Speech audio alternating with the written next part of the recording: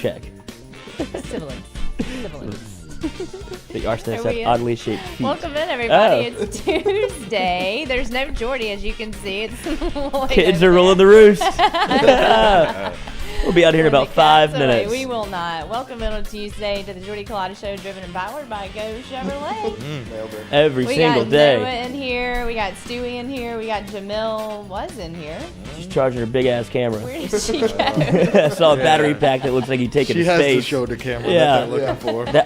That's what we need, people. We'll get all the content from Jamil, don't you worry. She has the tripod. Why are y'all so mad about image our content? stabilization. Why are y'all so mad about our content? Oh, you know what I have to say about it? Fuck you. Fuck you. I'll pay You're the welcome for the content. Y'all, school has started and it's 7 a.m. Oh, sorry, We can't kids. do that Then why is anymore. Jordy here?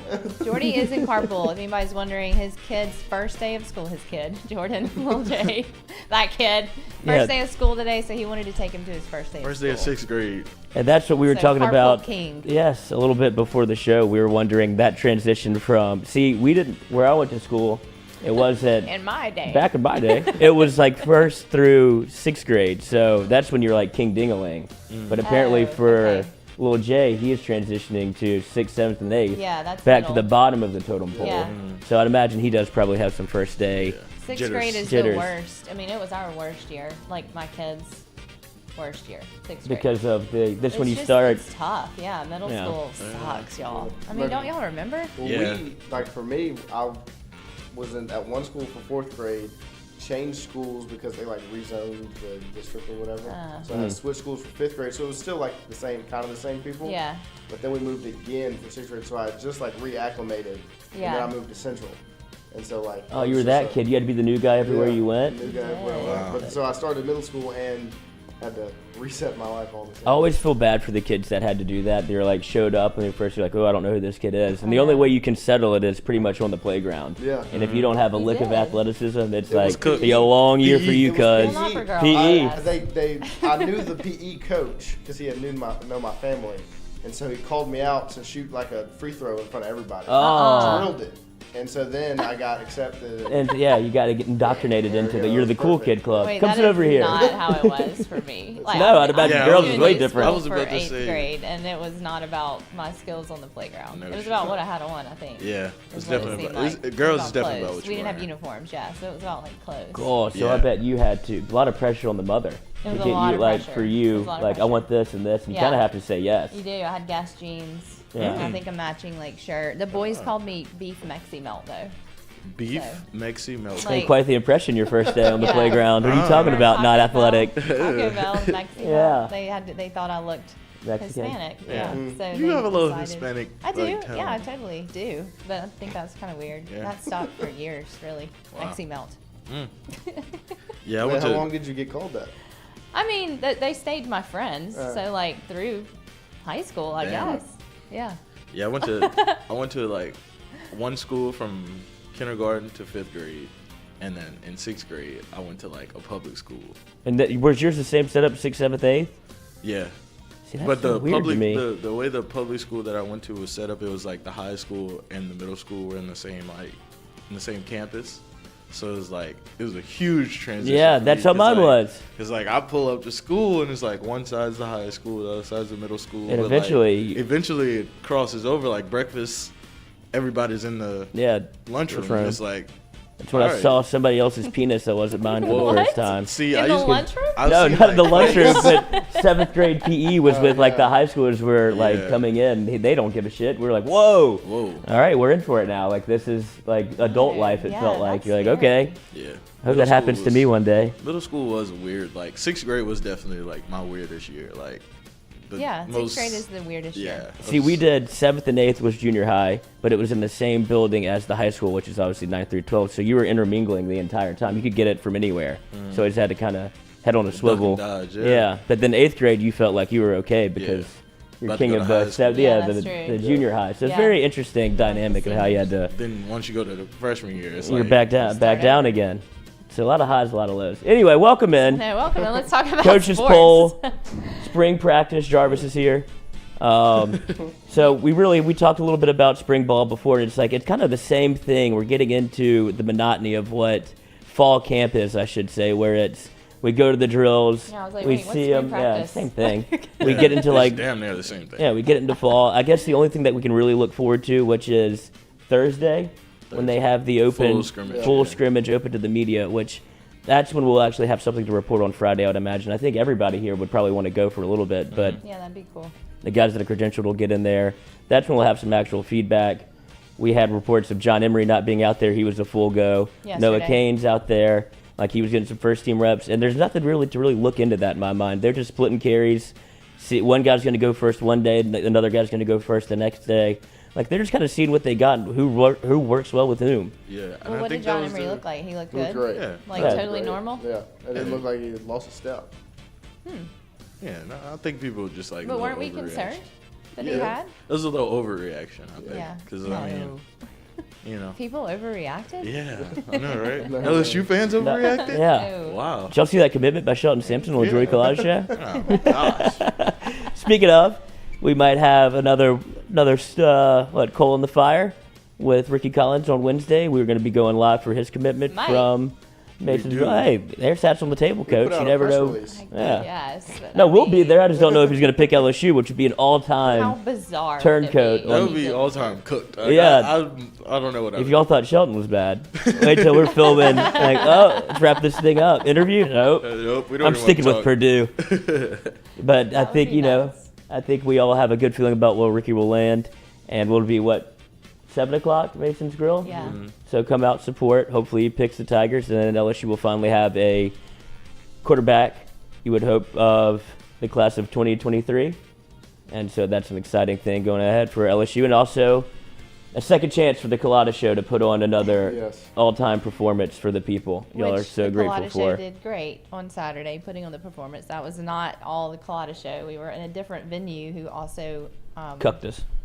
I guess you can, Yes, you can put it like that. I felt like I was wasn't back going in to, high but- school. Yeah, Like, I- don't touch that. Don't do that. I Can I get this? No. definitely- Like, I I know you definitely- have it. Yeah. And It they, 100% felt like high school. yeah, I wanted to Like- burn that place down. Like, you go over here and project your laptop on the screen and Yeah. show everybody what you're You doing. see that table? Can y'all set that up for us? Like, no. And like, what if I had like tabs open with You should have. some X-rated things on there? You could have Yeah, played that them. would be Because bad. my laptop was on. Yeah, the, it was projected on the as soon screen. as I opened my laptop up, everything that I was That doing, would have they been could amazing see. I at was Catholic like, Screen high sharing. school. I know, and I went to a Catholic high school, so Yeah, that would be Little ode to amazing. the- See, if you maybe that's why they wanted us to do it, because you can't trust a high school kid. But I feel like Catholic's super strict. Yeah, Like, it's if you all pulled a boys stunt, school. yeah, if you pulled a stunt like that, you're. It's They don't even cooked. give you the internet there. We had to go find it ourselves. We had to. Thank God we had Joe. He was over there taking down IP addresses. They don't have the internet Yeah. there. We did. We had to steal it. They're like, oh, we walked up like, oh, do we have internet? They're like, no. And it's like, well, on And, like, Tuesday you said we That's did. Like, literally no, the, the first students thing have we it. asked them. They were probably super mad about your hair, for one. Yeah. Oh, definitely. Oh Think about yeah, it. they're probably mad about my hair They too. were mad about all y'all's hair. Hey, It was mad not about something short else, enough. probably. It was not short enough. Can't Does keep he play coming in. sports? Yeah. Can he play football? You got a kid out of wedlock. Sick of this. Yeah, make you go to confession. You're their worst nightmares. Yeah, hey, sorry. Either way, we tried our best. I did see Shelton Sampson tweet it. Did y'all see his new hashtags? Uh-huh. Why not Rick and why not Kylan? Yeah. It was cute. Hey, he's recruiting. Yeah, he Hashtag is. Ricky reconsidered. Hashtag keep Kylan home. Yeah, Yeah. that was cute. Keep I the saw boys. that at This is 3:30 teammates this though. morning. This is 7-on-7 7 on teammates. 7 teammates. Oh, they are? Yeah, That's they're all cool. like 7-on-7 teammates. Okay. They're on Rose's team. Oh, yeah, Mm-hmm. that's right. That's right. That's cool. And Yeah. Kylan Jackson Both is, together. we got the news yesterday from Spiegelman where he was supposed to commit yesterday at back. noon, and he Pushing it pushed the back. commitment back, which led to Wait, why? Back to what? back to Saturday, which This is Saturday? yes, Mm-hmm. which is never really. If LSU was by far the leader in the clubhouse, it felt like. So whenever you get a commitment that's pushed back, it always feels like there's somebody else kind of Really? right. Yeah, you don't want to get It's left at the LSU and altar. A&M A&M came to the table. So with a bag. yeah, Where is he announcing this? Has he said? Where is he doing on the it? Jordy Culotta Is he- show. I think it's at Zachary High School. Oh, We yeah, should I go did and see cover that. it. You're right. I Yeah. saw that it was at We should Zachary. just cover it. We haven't reached out. He hasn't reached out for us to cover that one. Nothing like Was he working there on. Saturday? And nothing he's like working on "Never his- He was mind." there Saturday. He was there Saturday. I mean, So was Ricky. Ricky was there That's true. Saturday Ricky too. was Ricky there, was too. like, Why couldn't we have knocked all this out in one fell swoop? I know. I know. See, they should all three commit it together. They Here. should have. Yeah, it's like In a controlled environment. Exactly. Put the hats on the You know table. how it Yeah. works from here. Just put 3 LSU hats all at the same time, Yeah. 3 interviews, and Package we're good to go. Yeah. Let's go. All right, what do y'all Cowboys. think about this coaches poll? I think it's crazy that I don't LSU care. is not ranked in it for the It's first not a time big since deal. what? Saban was 2000. here or Saban started? What was it? Yeah, since 1999 when they went 3-8 in How DiNardo's did that last be? year, and then Saban I think flipped the table and went 8-4, Mhm. including a bowl win. They've been ranked since then. Yeah, they've been ranked every year since then. But you could have made the argument, I guess, last year that LSU probably. What were they ranked? Do you I think they They remember? weren't ranked. No, they were ranked Last last year, year, but I think it was 24 or 25. 25. I was And going to 'cause- say 23, but something Yeah, like that. because that was a big conversation going into the year. Like, this is going to be the first time LSU will be unranked Right. since Coach O's cooked. Yeah. And so that was the big debate. But this year it feels warranted just because you look at, obviously, the last 2 years. I don't know how much precedent they put into that. Right. Mm-hmm. But especially when you see USC that was, what, like 5-6 last year or something. They lost their last 5 games. They're ranked 15. Like, so it's a lot of, they project a little bit as to what the future could look like, but they also take into account your past. And I'm by no means saying that LSU should be ranked. I also don't think it matters that much if you're not going to be ranked within the top 5. Yeah. Because those teams in the top Right. 5, it gives you a little bit of They leeway. usually stick to. Right, because you can. It almost helps you if you're ranked in that top 5 and you get an early loss, you don't drop as far. But if you're 18 or 12-18 and you lose early, they can It's kind of good. out of sight, out of mind. Yeah, they can get you out of there real quick. So LSU is almost in a better spot to where you can kind of climb the charts, maybe make a big jump when there's some early upsets. And I think the Florida State game, you might. I don't know if you See a see him little bump. in the top 25. It depends on how the rest of week 1 goes or week 0, however you want to put it. Well, no, Florida State plays week 0. They play It's week August 0, yeah. 27th. Yeah. Oh, they snuck one in. Yeah, they'll sneak one in, Oh, just really? like UCLA did Just like last UCLA year. did. Seems to be the move. Get a little Wait, warm-up they game. play before? Yeah, Mhm. The they LSU play. game? LSU's their second game. Oh, I didn't I realize forget who that. they play week 0, but it's like they have an opponent that week, August 27th. Huh. Oh, interesting. DeQuestney. Yeah, the questioning. They'll get a little. It's just a warm-up Yeah. game, pretty much. Okay. I didn't even know DeQuestney had a Yeah, football UCLA team. did the same thing last year. They played what was Hawaii Mm-hmm. the week before. Oh, that's so- right. I forgot And about beat that. Hawaii like 70 to Yeah. Yeah. 30, Yeah. something like that. And then beat LSU. Yeah. We remember. Tidy Broncos. What? I'm confused though. Like, what is the point system for the poll for the coaches poll? Like LSU has 143. Like for all the teams also receiving points. Like, where does that come from? I How think do like they- it's the coaches It's the poll. coaches. Like literally, they go to every head coach in the country and they let them vote. they And let that's them it? vote on okay. the And poll. then they'll have like an AP poll, which is all of like the Associated Press that gets to Yeah. vote. Yeah. And so there's that back in my day, they took all of this into account in the BCS, and they had like the Harris poll or whatever, and that was a computer that they put all these polls together, and Okay. that's how you determined who was in the BCS, which was just a Headache. title game, one game, no playoff, Okay. Yeah.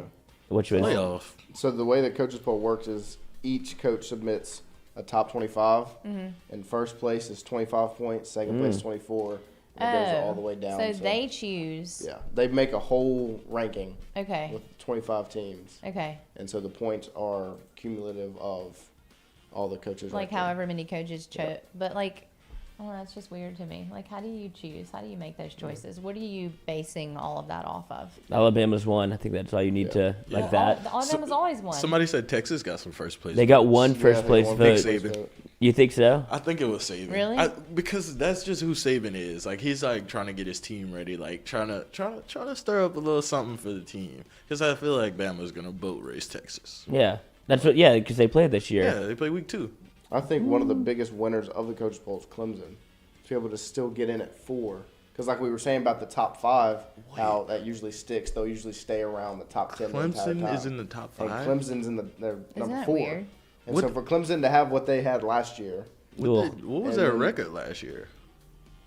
I think they They were bowl eligible. They won 9 7 or I think they 9 won games? 9 games. It was just ugly. It was DJ just- yeah. Ukulele did not look They good. just they didn't even in the games they won. Like I They think they just beat didn't look Boston good. College, but like it came down to the wire. Like it's just I want to say Boston College like had the ball like within the 5. Yeah. Didn't score. Did y'all see that They video? played of Dabo nobody this yesterday year. Going down the slide. Clemson's going to be in the playoffs. Devil's a weirdo, man. He went down the slide. I love that. Is awesome. They have that slide in their locker Yeah, but he's room, just though. a weirdo. And that was He is before. weird. That's why he didn't want name, image, and likeness. He was trying to build a McDonald's play place. Yeah. Did y'all know about that slide in there? Yeah. No, yeah. It is so cool. They like debuted it like 2019 maybe. It's the cutest thing. Well, He was that's weird not. on it. Yeah, that's probably not what the play. You think the players are going down the I slide? thought I about think that they as do. I watched Davo go I mean, down it's the this slide big. like 5 times. No, Yeah. it's long. It's pretty big. It's Like like he from ran, he upstairs jumped to, on it and slid down, and then there's like a pad at the end of it, and he jumped off on it. I guess. I mean, if you were upstairs and wanted to go downstairs, like a fireman's pole, Yeah, it's more fun than taking the stairs. Yeah. totally. Or the elevator. But I did Yeah. think about, Slide did the down the players slide. really get on that slide? I think they There's did. got to be at Yeah. least one guy that takes it every day. And Every it's like, day. oh, let me hit the Dabo. slide. This is Yeah, the Dabo for sure. Every Dabo's brother. single day. Oh god. Every single day. He's trying to slide in somewhere Yeah, else. it reminds me of the play place. Like a Happy Meal. Tennessee got snubbed though in the coaches poll. Is that kind of Yeah, they weird were to out of y'all? it. Mm-hmm. Cincinnati made it again. Well, another thing, Kentucky's 21. Mm. I think that's a little low. Oh, really? You think I think it's low? putting Texas over Kentucky. Yeah, Kentucky's better than Texas. I think Miami over Kentucky Yeah. is interesting, just because Miami hadn't been anything for the past 3 years. years. Mm-hmm. This is what the coaches poll is Yeah. though. It's all brands. They just go name brand because I'd imagine they're not paying that much attention to it. Like they have way better things to do, unless they're trying to, which they can't vote for themselves. So you can't kowtow or go out and try to win votes. It's not like they're canvassing other coaches or trying to swing people's votes. It's just a thing that ends up on their desk. They probably hand it to somebody else Yeah. and say, fill this thing out. Who put Texas one? Like, it's like, and then they turn it in. I wouldn't imagine that they're really concerned about this because if you're in the top, I mean, like I said, Goodness. top 5, top 10, this is not something you concern yourself with. It's Where was Georgia at? Three. Bama, Ohio State. Oh yeah, I see why. Bama's returning 9 on offense, 9 on defense. yeah. Well, last year was a rebuilding year. That's so. Rebuilding in the ridiculous. natty. The Huh? sad mean- thing is he's right. Yeah, Like, he's not I mean, lying. yeah. No, they were rebuilding. But that's unbelievable Yeah. that you could consider that a rebuilding Because year, even though for them, I guess it is. It was because you look at like what 2020 was for LSU, where you lose, 17 players to the draft the year before. Bama did the same thing, and won the SEC championship, went to the national championship game. and beat Georgia Yeah. and then lost to him in the Natty. Ooh. Let's see what their odds are on old Caesar Sportsbook. Caesar Sportsbook, what's our sign-in? Do we know? What, FM15? FM15? Your sign-in? No, mine's my face. It's awesome. But Please give out your username and password for Caesar Sports. Yeah. yeah, I'll Let them take. see the bets. Yeah, feel free to throw in any bet you want. $10 minimums. Speaking of Caesars, go and sign up for our giveaway that we've been telling y'all about for the LSU Florida State game. You can win 4 tickets for that game using the code JCLSU15. You can do the same thing for 4 tickets to the Saints preseason game using the code JCSaints15. Download the Caesars app. You have to be a new customer. We've told y'all this before. So if you've already downloaded and used our code FM15 for your $1,500 risk-free bet, you could just use your wife's email or your husband's email or another email address. Somebody else needs to register for you if you've already registered for Caesars, so you can enter to win the tickets. And Caesars will randomly pick those, and then we'll announce that, I think, a week before those games take place. So make sure you do that. Go and register and get in on that promo, y'all. Subscribe, damn it. Subscribe. Am I a bad quote-unquote LSU fan if I bet on Alabama to win the Natty? It doesn't feel. I have an LSU bet in also. I don't care. But it's plus 180. I mean, it feels like this is the best odds you're going to get on Alabama all year. Yeah, just take it. Take You might it. as well I'll take it. Take it. 20 to 150. Yeah, I mean, Futures I'm Lloyd. not a bad 56. LSU Future fan. is Lloyd. Yeah, let's get Future on is there. Lloyd. I only have 20 open bets. Let's make it 21. Do you Wow. think that LSU is going to be there at the Natty? No. Okay. well, But so- the odds are so good. If they're there, Yeah. you take them. I took them ever since 2019 happened. Had a little inside ever information. since 2019 But I happened. I was at a Cinco de Mayo party with some of the staff, like the shadow staff or whatever, and they're like, "We are What's the shadow unbelievable," staff? like the analysts and stuff. Like Okay. I'm not hanging out Shadow with, staff. I'm not hanging out What's with the Dave Cinco's? Aranda, hanging out with Coach Why O's not? stepkid. And we were at like a Cinco de Mayo party, and we were talking obviously about LSU football, and they're like, Joe Burrow's not lying. Like, He's we good. are going to be so good on offense this year, and we have Dave Aranda on defense. And I was like, well, hold on 1 second.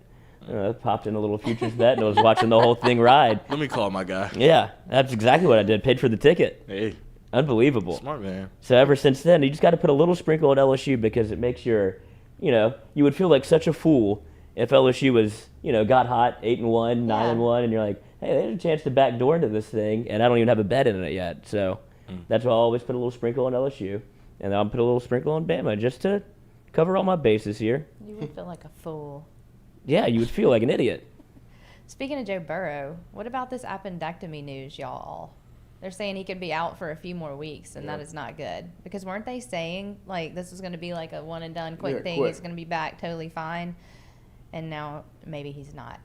So they're saying it was day-to-day, and now it's closer to week. And then Jimmy did an interview. We need to call Jimmy. Not we. What if we did, though, for real, without Jordy?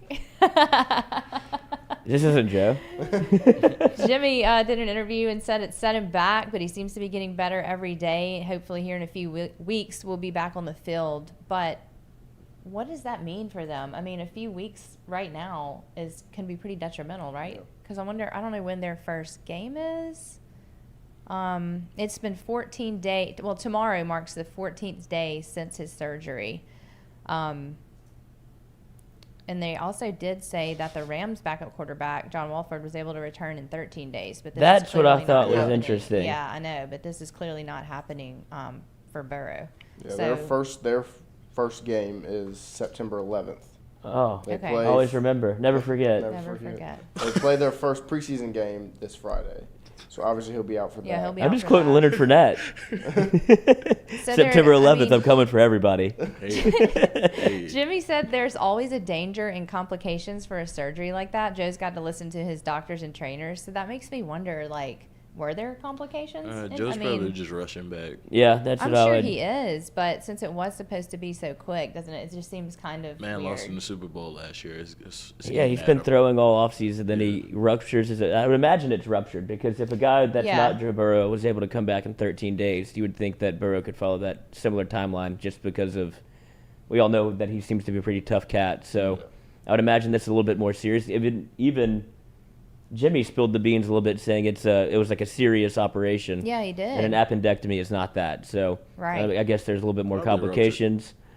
Burrow will be Burrow. He'll rush himself back. He'll push the needle.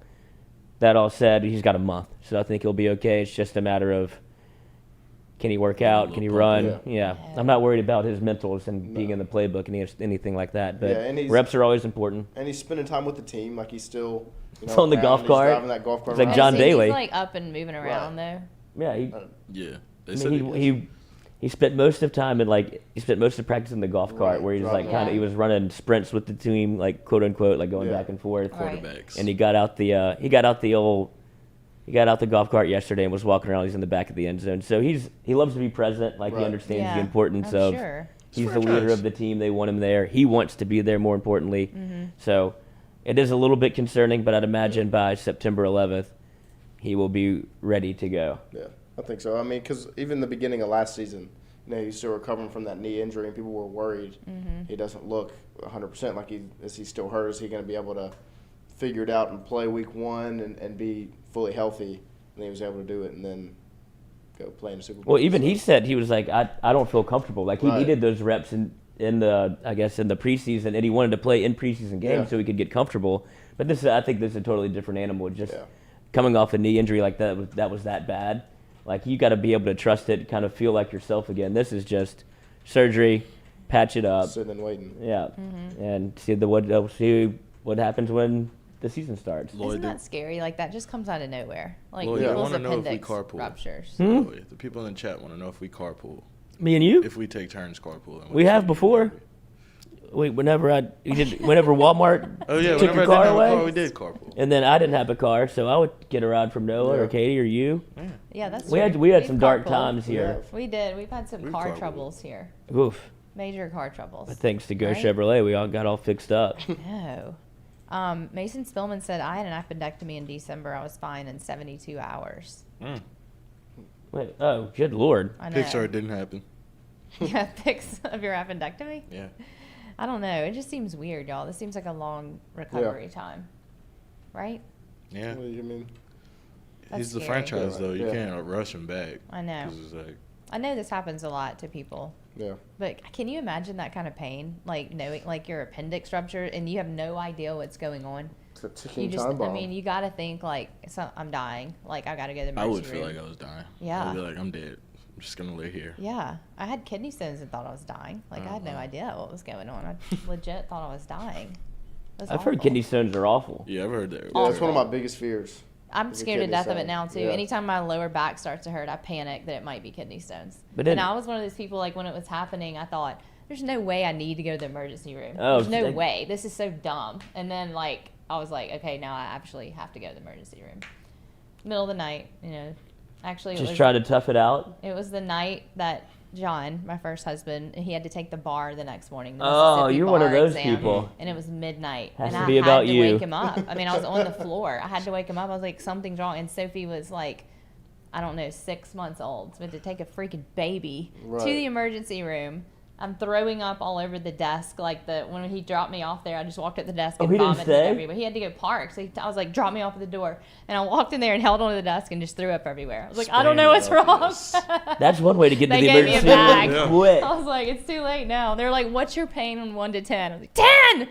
Blah. It was awful. I felt so bad. See, for him, that's too. actually a genius move on your part, because if you don't do anything kind of drastic, you'll sit in that. Oh my you'll sit in gosh, the you ER will. for even in the Yes. ER waiting Yeah. room. They'll just like, if you're not like separate, like have a limb Yes, hanging from you will sit somewhere, there. they're just like, nah, fine. You will sit there until maybe your last breath is coming out, and then Yeah. they're going to take you back. It's a good thing you vomited. Yeah, so that's what I'm saying. Good Yeah, it's a move on great your thing part to- just to throw yeah, up on I their really desk. wanted to do that. Yeah, Yeah. and then To just throw keep up on walking to everywhere. the back. You planned it. Yeah. Yeah.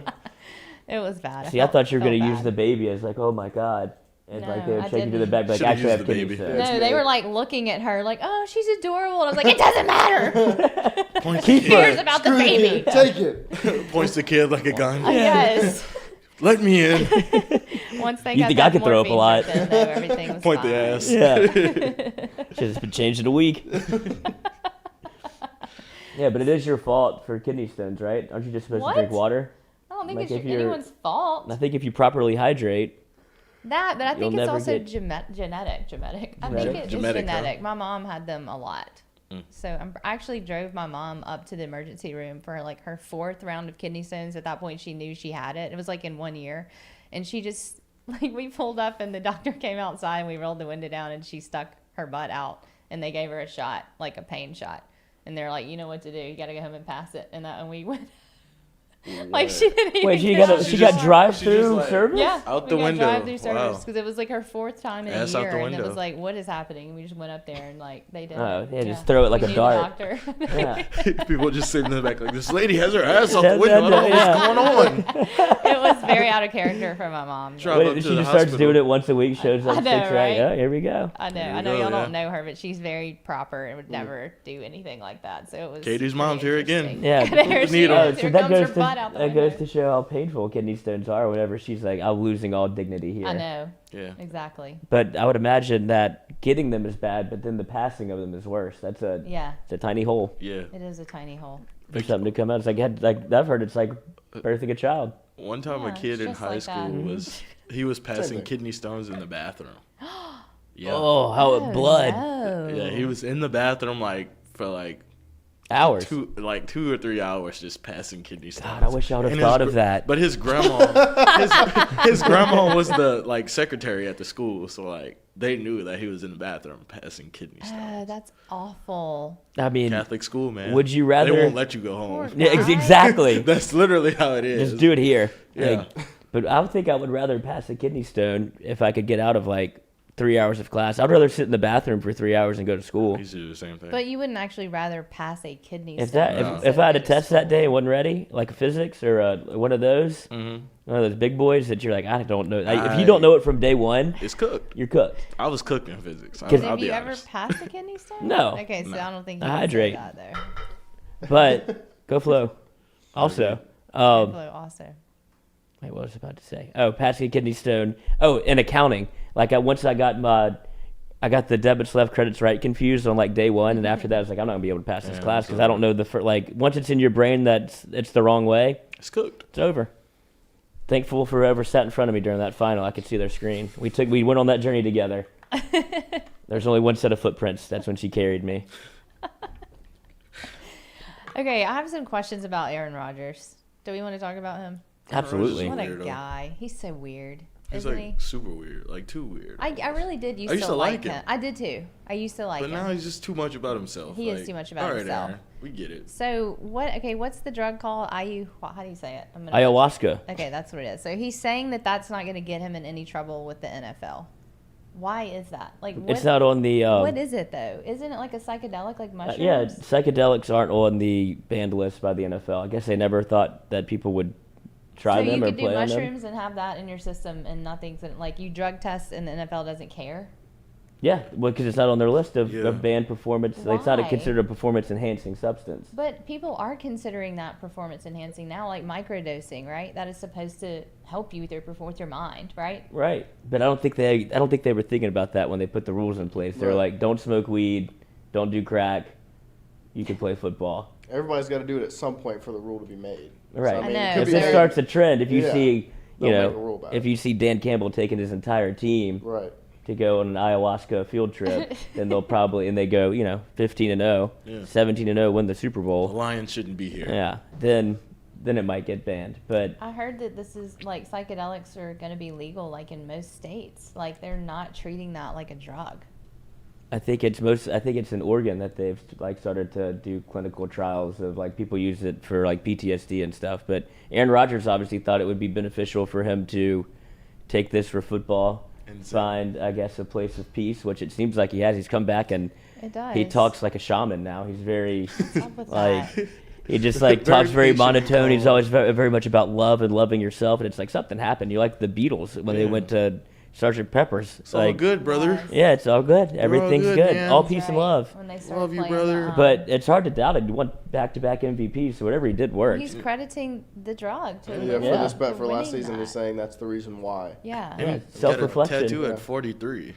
He what? He got a tattoo at like 40. How old is he? 43 or 42? 42. Maybe. Yeah. But He what got does his that first mean? tattoo at 42. Oh, like he should have had one before that. Yeah, I mean, like if you're If gonna you're get a tattoo, you should see, have I'm got one at 20. running out of time. Yeah. Because I want at least one. He should have got one at 20 instead of 42. He's like, I know, but he was different. That's what I was gonna add. Like, remember Aaron Rodgers before the drugs? Like, wasn't he like he's really flip flopped a lot in life, right? Oh, and like 100%. his completely family different. like kind of has disowned him because of all this too. And now he wants to. No, not because of this. They had That was a the fall. Christianity thing, right? Yeah, they had a falling out a long Yeah. time ago to the point where his family would send him Christmas gifts and he would mail them back. Yeah. Ooh. And it was like, this is unfixable. But now after his That's strong. spiritual awakening, he like wants to rekindle his relationship with his family. So But they're whatever not gonna happened be to into him, that. he found peace in Higher his, power. Yeah, he saw something. Well, Because first I know he found God, right, and then he didn't. He's and from then- California, so it's weird. He's just. it's like, all people he's gonna from- ebb and flow. Yeah. But if he's, I mean, obviously him doing this, remember when we read about it? Was it last year? Whenever like he talked about his cleansing or whatever that Yeah. was Yeah. ayahuasca. I was That like, was these take, this- yeah. It was like in March. Yeah, it was this this past same thing. year. Yeah, that's what I'm saying. But he never said it was ayahuasca. But I was like, Yeah. he's definitely doing ayahuasca because I've read Yeah, you about did like say the you have to go up to like have some shaman like take you around, you Yeah. puke like and have Wait, and in shit order to yourself. do- Remember he did the drug? purging. Yeah, He did you the purge purging yourself. And the, It makes you purge. So you can't just get ayahuasca and do it. No, you shouldn't. You need like somebody there to like pat you on the. It's like when you're, like trip sitter. yeah, Okay. trip sitter. Yeah. But like when your kid knocks on your door like 4 a.m. like, Mom, I threw up. Like you have to do that. Like you're the mom. Like so. Oh, weird. So you needed your daughter's like, oh, it's gonna be okay, sweetie. Can you imagine being that for Aaron Rodgers? Like, what It'd did be he awesome. go through that you would have to like comfort him? I don't know, a Like, lot of- what all did he? He's a weird guy. Man. Yeah, I he's don't a think I weird could hang guy. around with Aaron Rodgers. No, But that we would be won't do. interesting. Like, I guess we'll see how well he plays this season. Yeah. If he continues to play at an MVP level.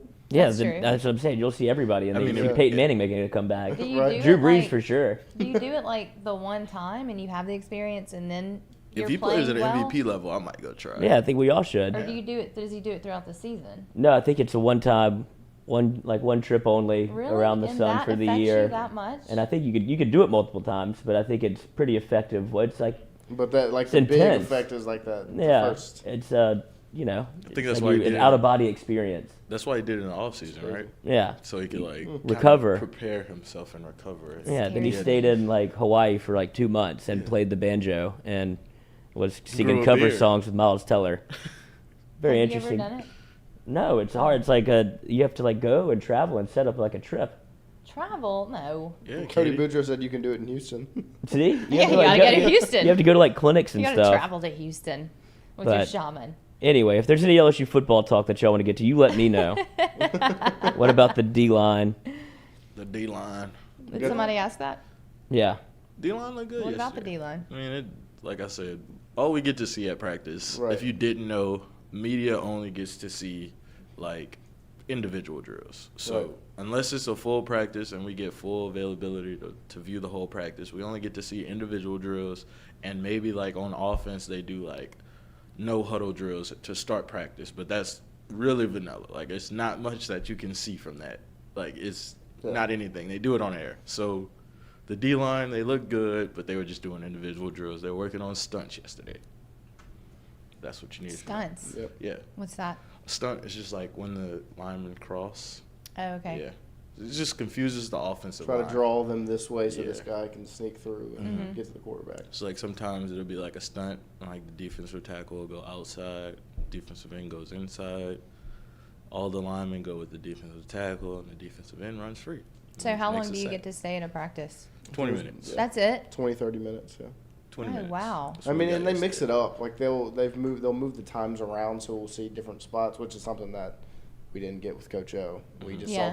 we just saw warm up drills for the first 10 minutes. Let's really. take it inside. And then, but so we get to see like different things. But right now, I mean, this was only the second practice we were able to go into, so they'll probably adjust more. Like Thursday, like we were saying, we'll get to see the entire thing. So there's more that we can get from that. But one thing that I saw yesterday, because like you don't really get to see the players do much, but you do get to see the coaches interact. And one thing that I took away is that the coaches work so well together. Like they don't just stick to their individual spot. Like Denbrock will go help with the offensive line, even though that's not his. I mean, he's the offensive coordinator, and so he's got his hand in all the different spots.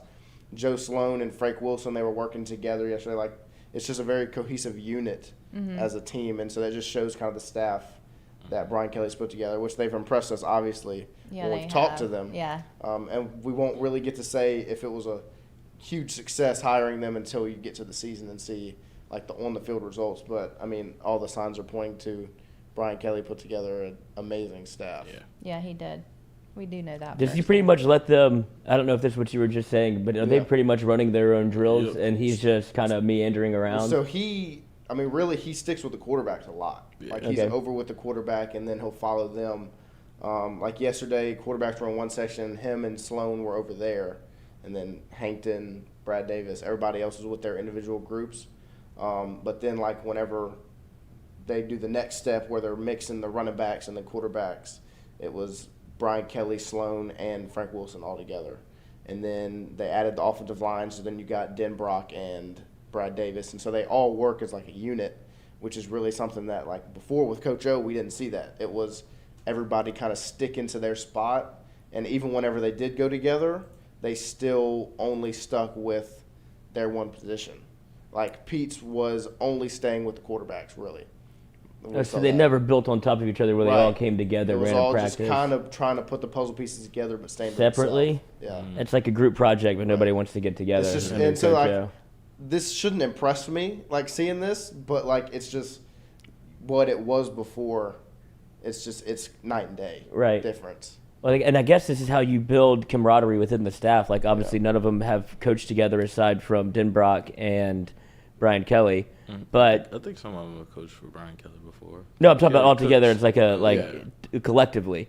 But I'd imagine you saw what happened with Coach O when you didn't do that. Whenever Jake Peets is over doing his own thing, they finally get together, seemingly for the first time for game one. It looked like, even interview. and they don't like each other. And Yeah. it's like we could have hashed all this out in spring and fall if we had been able to practice together. And this is one way to kind of, all right, this is what I'm thinking, this is what I'm thinking. Let's kind of find a middle ground or whatever you want to do it. Because Denbrock even said in his presser yesterday, it's like it's got to be hell to have on Brad Davis to have your offensive coordinator also be a offensive Right. line like specialist. And so they're trying to mesh their ideals and what they think works best because everybody has different techniques, as you saw last year when Brad Davis Right. came in and replaced who's our guy? James Craig. James Craig. And he's like, I had to reteach them the way that I was taught how to coach offensive line. And so you kind of saw the cumulative effect of them being able to get better as the season went on under Brad Davis, because, I mean, they did. They set the rushing record against Florida, which one I thought would not be touched, not only that year, but for a good while to come, especially with the way that team looked. So you can see the coaching style kind of take over. So that's why I think the offensive line will be – people are concerned about it, I'd imagine, just because you don't know who's going to play. But when you have a coach like that, I think it's going to be – it won't be as weak as it was last year where you had Max Johnson running for his life and you had plug and play everywhere. They didn't even have the line set up. Right. Like I think every they started game, the line switch. I think they had 2 games. They had one time where in consecutive games they had the same 5 out there at once. So if you don't get any continuity up front, you're not going to be able to really do anything effective on offense. So having a good offensive line coach and Mike Denbrock, who also specializes in offensive line, it's really not a cause for concern in my mind. I think the offensive line will at least be stable. And there is talent in that group. They just were not coached before Brad Davis got here. Like, and you talk about bringing in, like, Will Campbell's already a starter, essentially. Like, yesterday when I looked at it, it was, I think, Campbell, Tremont Shorts, they had Dellinger at center, and then Miles Frazier, Anthony Bradford, who is also, Anthony Bradford didn't practice here in spring. So this is the first time they're seeing him. And so he acknowledged Bradford and Emory Jones as 2 guys that have made huge improvements and impressed during fall camp. This is the first time they're seeing them. And so, I mean, if you continue to add some competition to that room, because last year there was no competition in the offensive line room, so you kind of knew who you were putting out there, and they were never really driven to, like, get better. Mm-hmm. Like, now you have depth, you have players, you have, like Brad Davis talked about, you've built a competition in the room, which is going to raise, their performance level. And they, like I said, they have the talent, so that's all they really needed. That's awesome. Brian Kelly at Rotary the other day when we were there, he was talking about this a little bit and just talking about how everything has gone since the spring and how the coaches are with the kids and how everything is running like a well-oiled machine. Right. And I mean, obviously he wasn't being super serious about this, but he said, I want to be just where y'all are on Saturdays. I'm going to sit back and let everybody else do their job because they should be doing their job exactly how I've been telling them to do it by now. And I just want to sit back and watch just like y'all are enjoying my Saturday. And I just thought that was so interesting for him to say. You never hear a coach say that or act like that. That's what Coach O was doing this he was doing that. He shouldn't have been doing that. I think that might have been a shot at Coach O. Yeah, it probably was. There were a lot of little shots subtle at Coach O jab, that day, yeah. Well, and I think you can get away with comments like that when you have the resume that Brian Kelly does. If you're Coach O and you said that, like, I'm just monitoring practice, it's like, I wish you would have, because you could tell you monitored practice all you wanted, but when the game came, you seemed to be you wanted to be very involved, and you didn't let your coaches coach. You wanted to meddle a little bit, and anytime any LSU coach, at least in the last 2, I would say, that has meddled or tried to overextend themselves into something that they weren't necessarily an expert in, it's never gone well. Like, I know you're the head coach, but trust the people that you brought in. But in Ed's case, he brought in people that he didn't know who they were, and it was just a disaster. Wait, Noah, were you at practice last year when he had the meltdown? So after the UCLA game when he came in and he was yelling, that was the first practice after UCLA we got to see, and it was the most vocal he had been ever. He was loud. He got them all in a group, and he was you could hear him inside this huddle of 100 padded up players. You could hear Coach O screaming. Wow. And so then after that, every practice was indoor. Or at least really? It rained no media availability. Yeah, it rained every day. It was unbelievable. It's crazy. I'm surprised he didn't have a heart attack during that. I know. I always thought that all the time. I think he was going to have one just at any moment. Yeah, was it Jock that put out that video of him turning red? Yeah, he was stomping his feet. He looked like a kid in Toys R Us. Yeah. I thought I said the same thing, Katie. I thought he was gonna have a heart attack all the time. He just looked like he was close. He was very close. Yeah. Even in LA, when they got there and they were taking pictures of him, he just looked bad. Yeah. He looked spent. Yeah. It's wow. Because he lived off of what, energy drinks, or what did he drink? Did he drink Diet Coke? No, he was a big Monster guy. Yeah, Monster. Monster. That's Bangs. right. Yeah, I mean, no doubt.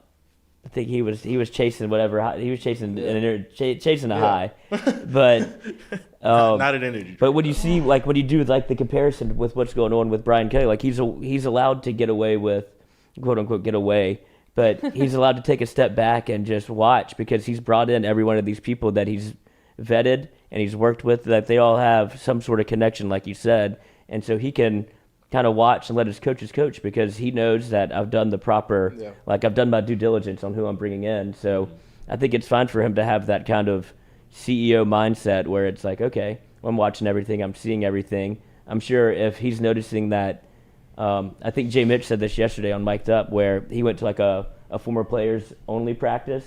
And so they let some of the former guys in. And he said that Brian Kelly was talking to guys that hadn't eaten lunch that day before practice. They had it charted about who missed lunch. And he was like, that would never happen whenever I played. It was like, you would have no clue what I was doing until I got to practice. And so for him to have that level of detail, he's obvious, if he's not going to be coaching it up the way that you would expect him to, running around or whatever, he obviously has his own system where he's taking in details, things that he finds important, and will help with performance. And that's what he's kind of focusing in on because to have that level of detail to me shows that he said it himself. We have a process. I have a process. I've been doing this for 40 some odd years. And what I do works. If it doesn't work here, that would shock me. And it's just this is the way I do it. He hasn't gotten over the hump for a national championship, but I feel like he looked around the conference and around college football. I said maybe I just need better players. And I think he found out what the good ones look like real quick when you saw Harold Perkins play. Yeah. How did he look yesterday?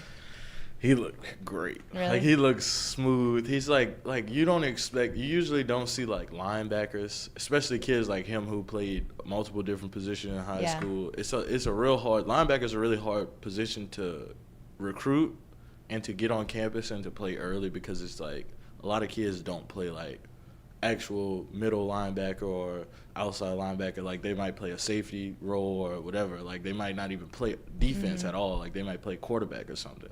And Harold Perkins just looks comfortable. He makes it look easy. And it's not very often that you see a freshman playing that position looking that good this early. Right. Where do they have him lining up? Yeah, I think he's at the weak linebacker.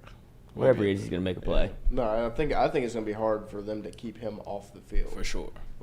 Even come Florida State. I think it's going to be difficult for the coaches to not want to have him because he's just that impactful talent. Yeah. I mean, he is, one of the faster guys. He looks way bigger than I thought he would. Yeah. You expect an 18-year-old to come in and not really be that put together, but he doesn't even stand out. He doesn't look different than Micah Baskerville, who's been there for 4 years. Yeah. And so, it's impressive seeing, how different he is to everybody else. It's a little bit like when Marcel Brooks got to campus. You're I don't know where you put him. Harold Perkins. He has to play. Yeah, but he has to play. He's going to make an impact if he's on the field. And you saw it in the Florida game wherever he, got a big sack. And I think you might see Harold Perkins probably more than Marcel because he is kind of more of a defined role. I know he played running back in high school and kind of did it all. But you put him on the field on defense, especially in a place where it's kind of lacking depth, at least at the linebacker spot after you lost two guys earlier or before fall started, really. And to see him kind of take that spot and be able to get a chance to play and the way, obviously, we all think he can play, he's a freshman that can start immediately. Got to keep him on the field. Mm-hmm. He's a beast. Nothing from the quarterbacks? Oh, sorry. It's the same old with the quarterbacks. It's the same drills. They threw a little bit on the run yesterday. They have them split. It's Nuss and Jaden together and then Miles and Walker together. Oh. I don't really want to look too much into that, because just the old guy, it's the old bull, kind of tending to the young calf. How did you look into it? What do you think? Because 1, 2, you don't 3, know. 4. Because the way you would think is okay, Nuss and Jaden are splitting 1s and 2s, and then Walker and Miles are the next group. Yeah. That's the way you look at it. But you could show up to practice the practice we don't see today. They could be the other way around. It could be Jaden and Miles and then Nuss and Walker.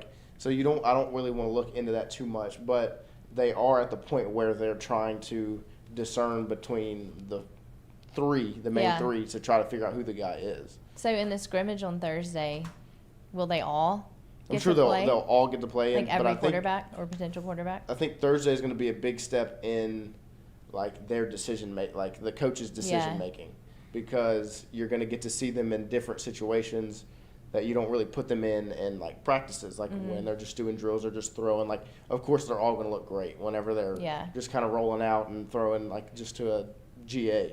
But whenever it gets into those situations where, you know, it's 3rd and 7 and you're on the 20-yard line, or not the 20, you're on like the 37-yard line, you don't really trust your field goal kicker and you got to make a play, you know, what are you going to do? When it gets to those situations that you might see on Thursday, the coaches are going to be able to take those and kind of put them in the group. So I think like next week is going to be whenever you look more into where the quarterbacks are placed, because I think this week's going to be such a big piece of how they come to that decision. Yeah. And then is there just one more week of fall camp after this week? Is it 2 weeks? Yeah.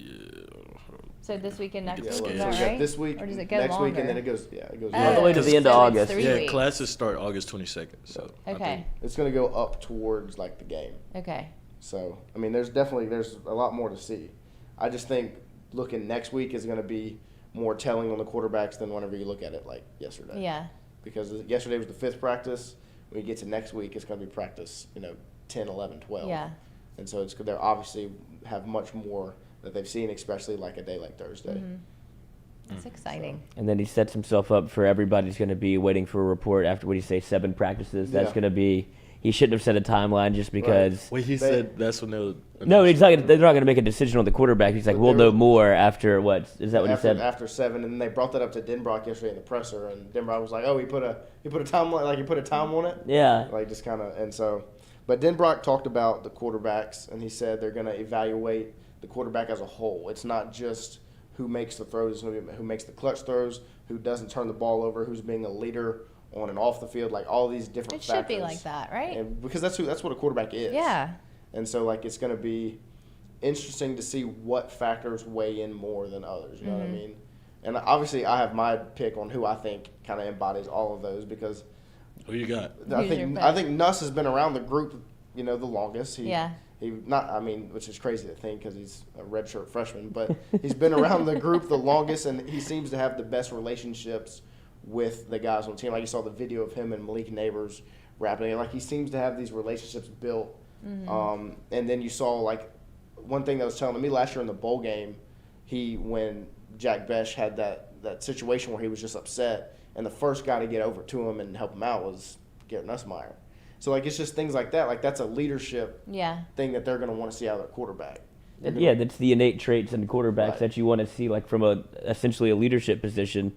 And I don't think enough can be made from what Nussmeier, his upbringing was. Right. Like him being he grew up in it his entire life. He grew up in locker rooms his entire life. So he's seen it and he knows what it looks like, what's important, what's not, like how to act, how to be a leader, when to take a step back, when to insert yourself.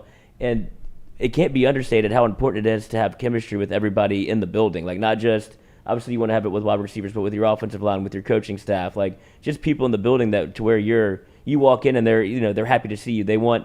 He's been through all of this with them. Like like you said, which I didn't even realize, he's pretty much the only quarterback that went through the ringer of last year with them, where they were like, buddy, this is tough. But the guys that left, and the guys that stayed, like, all right, we went through that fire, and now we're going to come out better on the other side. We have to. Like, there's no other choice, and it feels like he would be the right pick because he's seen it before.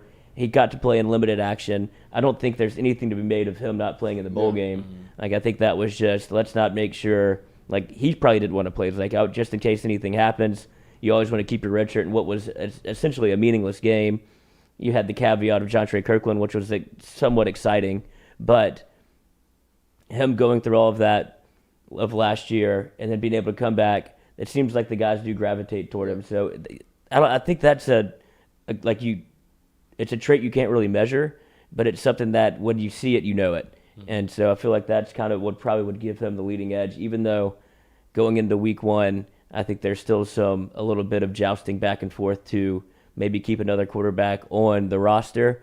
But when push comes to shove, if Nussmeier runs away with this thing, give yourself the best opportunity to win. Like, if he's going to be the guy for this year, then you're set up for potentially next year, and then that's when, Walker Howard is waiting in the wings. I think Brian Keller knows that. Like, Yeah. he'll put his team in a position to win at the end of the day. And He's a also winner. think it's bigger than just this season.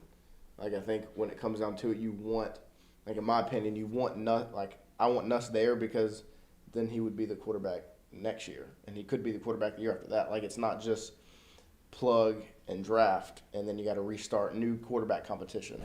And I also think, like, say you pick, Jaden, Nuss and Miles can both transfer. Like, Right. there's so much danger around it. For the 50th time. And so then you would have, No. and so then it's Jaden and Walker, and that's it.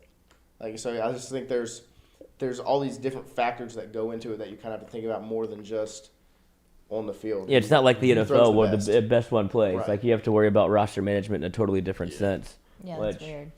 It's a weird game. Yeah, it's a weird game you have to play, but you have to play it considering the age that we're in. But, Yeah. we'll find out here soon enough. We can continue to speculate, which is always fun, and That's then we'll all see we ever it. do. Yeah, I know. And then, but one thing Speculate. that gives confidence is the pieces around the quarterback. You see that wide receiver group, and then the group that I'm excited about is the running back group. You see a guy like John Emery who looked healthy. And then I think really there's a good level of competition in that room with Armani Goodwin and Noah Kane because I think they're so both very talented. And Noah Kane is obviously a little more proven and has done it, and he's kind of a veteran in a sense than Armani Goodwin is. But I think those are just three high-level guys, and I think that room is going to have such a big impact on how the offense goes, both running, catching out of the backfield, and then you have Keyshawn Butte, Jack Besh, Oh, did you Malik know he was Neighbors, 100%? Brian Thomas. Huh? You knew Keyshawn was 100%? Yeah, and he looked it. Like they had this one drill where they had to burst off of the line. Like I put it out yesterday when he jumped up and caught the ball. And obviously that's not too impressive, but the machine that was throwing the ball they tested it out the first time, and the first receiver that went off, I think it was Kyron Lacey. He misjudged. He didn't realize how fast he had to get off the line to get underneath the ball before he hit the ground. And so Keyshawn was next, and the amount of pressure he put on that leg that he's had 2 surgeries on, and he was made a play on the ball. And so that's what shows the health. It's not he's jumping 3 I saw the inches off the I saw ground. the Right. comment after that. I mean, but it's just ignorant. He's exploding off of What the was line. the comment? Oh, look, he can jump and catch. Like, no Right. shit. He's Keyshawn Butte. Right. Like, booty. That's not why we put it out there. It's to show that he's 100% healthy. Like, have a little bit of self-awareness. And so just to see him Respect out yourself there, first. Yeah. see him out there in People see 7, this. looking healthy, and then just the talent behind him. Kyron Lacey is very talented, and you got Malik Neighbors, who's continues to impress as time goes on, and then you got Brian Thomas, just Jack a bunch Besh of guys still- in that room. Jack Besh still a non-participant? Yeah, he didn't participate yesterday. He's still getting Shin healthy. splints? I guess I don't know. Hey, shin splints read. is tough, bro. Yeah. But how did he get them? I mean, he probably just. Wait, the way they he were runs. off for, Probably like- just the way he runs. Mm. Probably white? just- I'm not saying that. The man What has did you say? speed. Because he's white? Yeah. White chocolate. Yeah. But I thought it was interesting. He got shin splints whenever they had, 2 weeks off before going to practice, Yeah. and he's not available for the first one. I He must don't be. think they had 2 weeks off. Oh, I hear him now. Let's Back do from it. carpool. But I Carpool think King. we don't really even talk about the wide receiver room that much. Like even Denbrock yesterday was like that. Someone finally asked a question about wide receivers. He was like, "Yeah, y'all are bored with wide receivers. I don't want to ask any questions." Yeah, Because we know they're good. There's so much confidence in that room, and so I think that's gonna, kind of help out whoever is the quarterback. Is we've got proven wide receivers. Awesome. And a proven running back.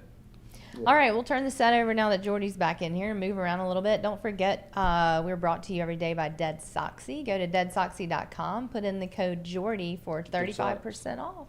Cover them toes. What's that? Cover them toes. Here they all are in our little sock drawer. So cute, except nobody wants to wear the Joe Burrow ones because you don't want to wear another man on your socks, that's apparently. Weird. That's Yeah, it's weird. weird. It's weird in New Jersey. think it's weird have that the y'all said pair, that. I just don't wear the pair. I wore the athletic ones What? yesterday, and they are.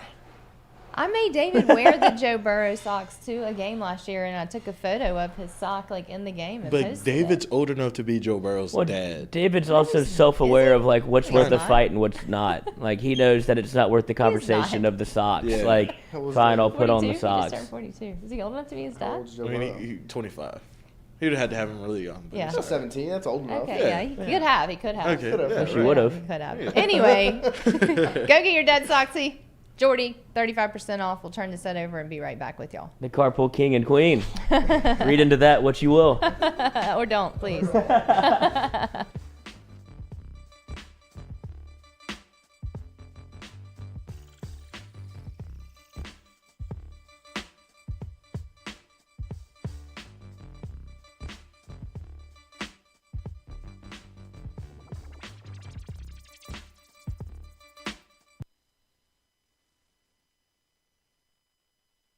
Red Stick Sports, a local staple in Baton Rouge to all sports fans, was founded back in 1981 and has remained a family business for over 40 years.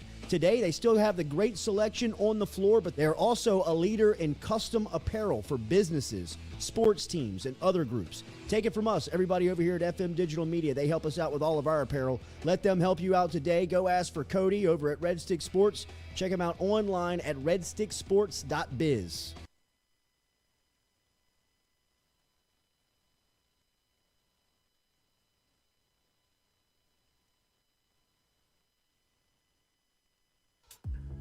We love the crew over at Fresh Chef Kitchen. Chef Shane and his crew dropping off the meals every Monday here to FM Digital Media, whether it's breakfast, lunch, dinner. Me or the crew's going through our meals over at Fresh Chef Kitchen. Their weekly pre-order, freshly made meals, or you can walk into the cooler over there on Airline Highway. They have that fresh, same service over there at Fresh Chef Eats. FreshChefEats.com is where you can find them online.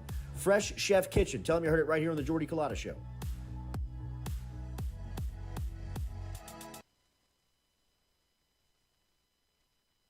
I was embarrassed about my smile. Are you unhappy at yours? Do you not smile back at yourself? I called my friend, Dr. Spillers, over at Johnson Spillers. He fixed my smile, and now everywhere I go, people are complimenting it after the work that Dr. Spillers and the staff did to my mouth. They can do it to yours. Get in touch with them. JohnsonSpillers.com. 2 locations, one in Gonzales, one in Baton Rouge. Easy to find them, JohnsonSpillers.com.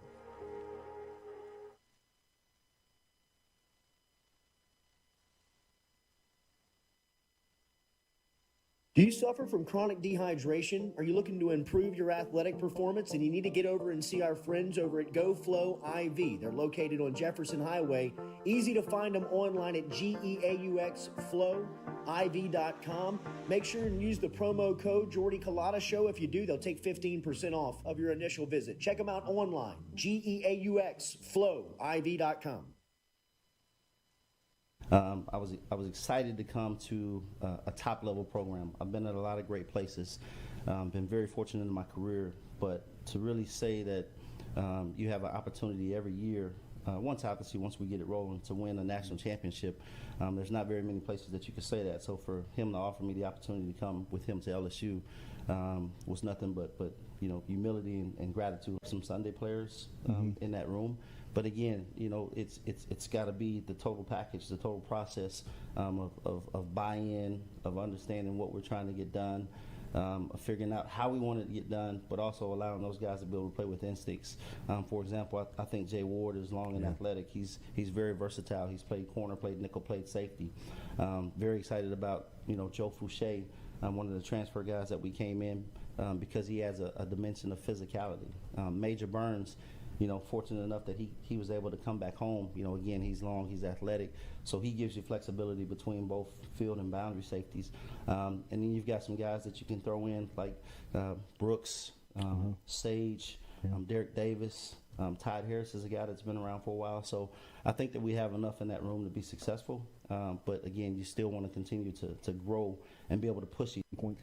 Yeah, well, I think it starts here, and we have a good bit of people on this particular staff who are from Louisiana, who know and believe in our hearts that this place produces the best football players in the country, and I think the numbers speak for themselves. Per capita, produce the most NFL players, you know what I mean? So even from an analytical standpoint, it makes sense to take the kids from here because the chances of them playing in the league are higher than if they come from anywhere else. I think our brand is super powerful, so we will have to recruit at a national level, or there's really no reason that we shouldn't, you know what I mean? Because if we can get a top player from another state who can help us win a championship, then of course, right? But I think it starts right here in Louisiana and then right here in Baton Rouge. There's some really good players who are still available that are right here.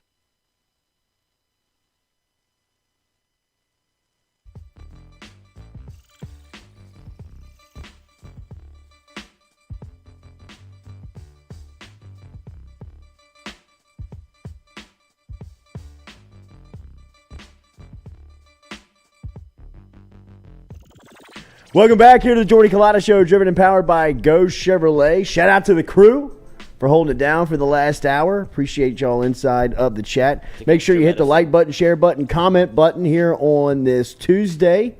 Man, you forget how bad traffic is in the mornings, and you don't really. Well, it wasn't until mess school with got back traffic in.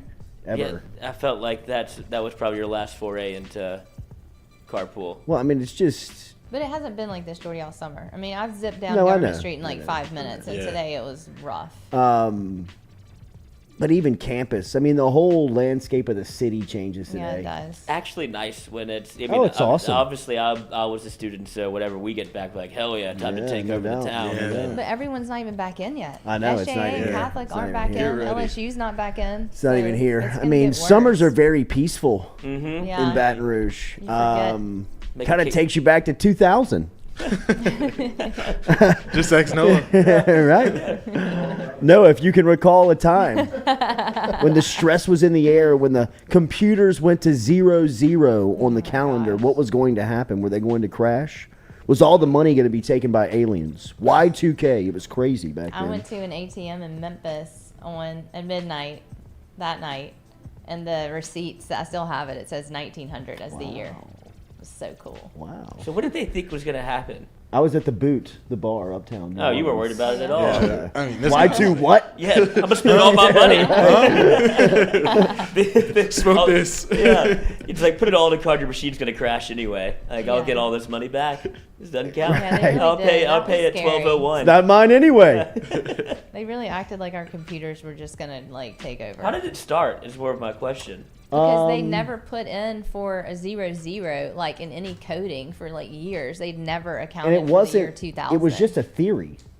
It yeah, was a- but it they was a- like bankers thought that it was was going an to screw accountant's everything up. It was an accountant's theory of when the year 2000 came, the whole banking system was going to crash because they never accounted for like. They just For didn't those bring the digits Excel for sheet 0, back. Yeah, I yeah. guess so, man. I guess so. It was only 1900s. I mean, as far back as they had started doing that kind of account on computers, so they never accounted for that, which seems stupid. And I Why mean, it wouldn't was you? like chaotic. Yeah. Like it was like Yeah, nobody knew it was gonna happen. chaos. Oh my Yeah. God. What was going to I happen? remember it a little right, bit. like I was- the Earth is going to crash. But for us, we didn't care. Like in college. I was like, No, that's You what I'm know, saying. I was mean, at the we were. Boot. I was kind of weirded out, Yeah, but I right. wasn't scared. I mean, I didn't have anything. I that mean, you was looked at it, I was like, it's 2 a.m. We're Yeah, good. exactly. When's this shit gonna hit? Yeah, right. I guess I got to Exactly. pay the bookie. Yeah. Just keep looking at the But, moon, wait for something to happen. I thought for sure this was going to be able to get away with those bets. That's cash only, Jordy. We're good. But that is the last time that LSU was not ranked inside of the coaches I was poll from a wondering how we got in preseason that. standpoint. How about that? Bringing it all full circle. And I cannot imagine a better starting point for Brian Kelly. I really can't. I mean, you're talking about a total reset and overhaul of the LSU football program. You want to start from this point where you can truly now have a chance to really judge Brian Kelly, which, I mean, look, college football is a judgmental sport. Head coaching positions by, their salary alone is going to bring critique and criticism. And for Brian Kelly starting without this expectation of a top 25 team, which, by the way, he's a top 25 team. Yeah. You know what I mean? Like, which has got to make him and have a very comforting feeling when he leaves the office every day, knowing that people just don't know that LSU's pretty good, and they're not recognizing that. I told y'all this was the storyline at SEC Media Day. When you showed up at SEC Media Day in Atlanta, there was a lot of disrespect for LSU. It was a lot of the Texas Bowl LSU squad, a lot of the Ogeron storylines, a lot of the chaos of what LSU's institution has been for the last 5 years, right? I mean, that was kind of coming to a boil at SEC Media Days in Atlanta. It was the first time everybody had seen each other in a while. People were around each other for an extended amount of time. They were talking about schools, and then Brian Kelly takes the podium on day one And he didn't by any means, wow the room or set you back. What he was just organized. He was deliberate. He had a clear plan and a message that he was up there comfortable spreading, and the message was easy to understand. And then, what happens at SEC Media Day is the day that teams are featured, people around the conference from a media standpoint usually dive into the program.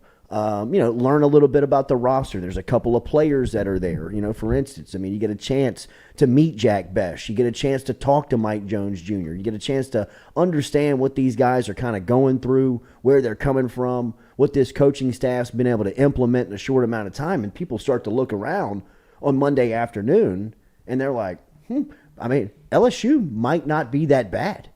Like Brian Kelly has a roster and talent that not necessarily he's had access to year in, year out. This high quality talent, the BJ Ojaleris, the Keyshawn Booties, the Mason Smiths of the roster, right? And I'm not disrespecting any of his Notre Dame teams, but just from a cumulative standpoint, the amount of pros that you have in one locker room, Brian Kelly's not really had this type of access to that. So the starting point outside of the top 25 with a team that could easily be top 15 right now, in my opinion. And then after the third week of the season, after they play Mississippi State, what's that, September 28th, the final weekend of September? What's the playing date on Mississippi State?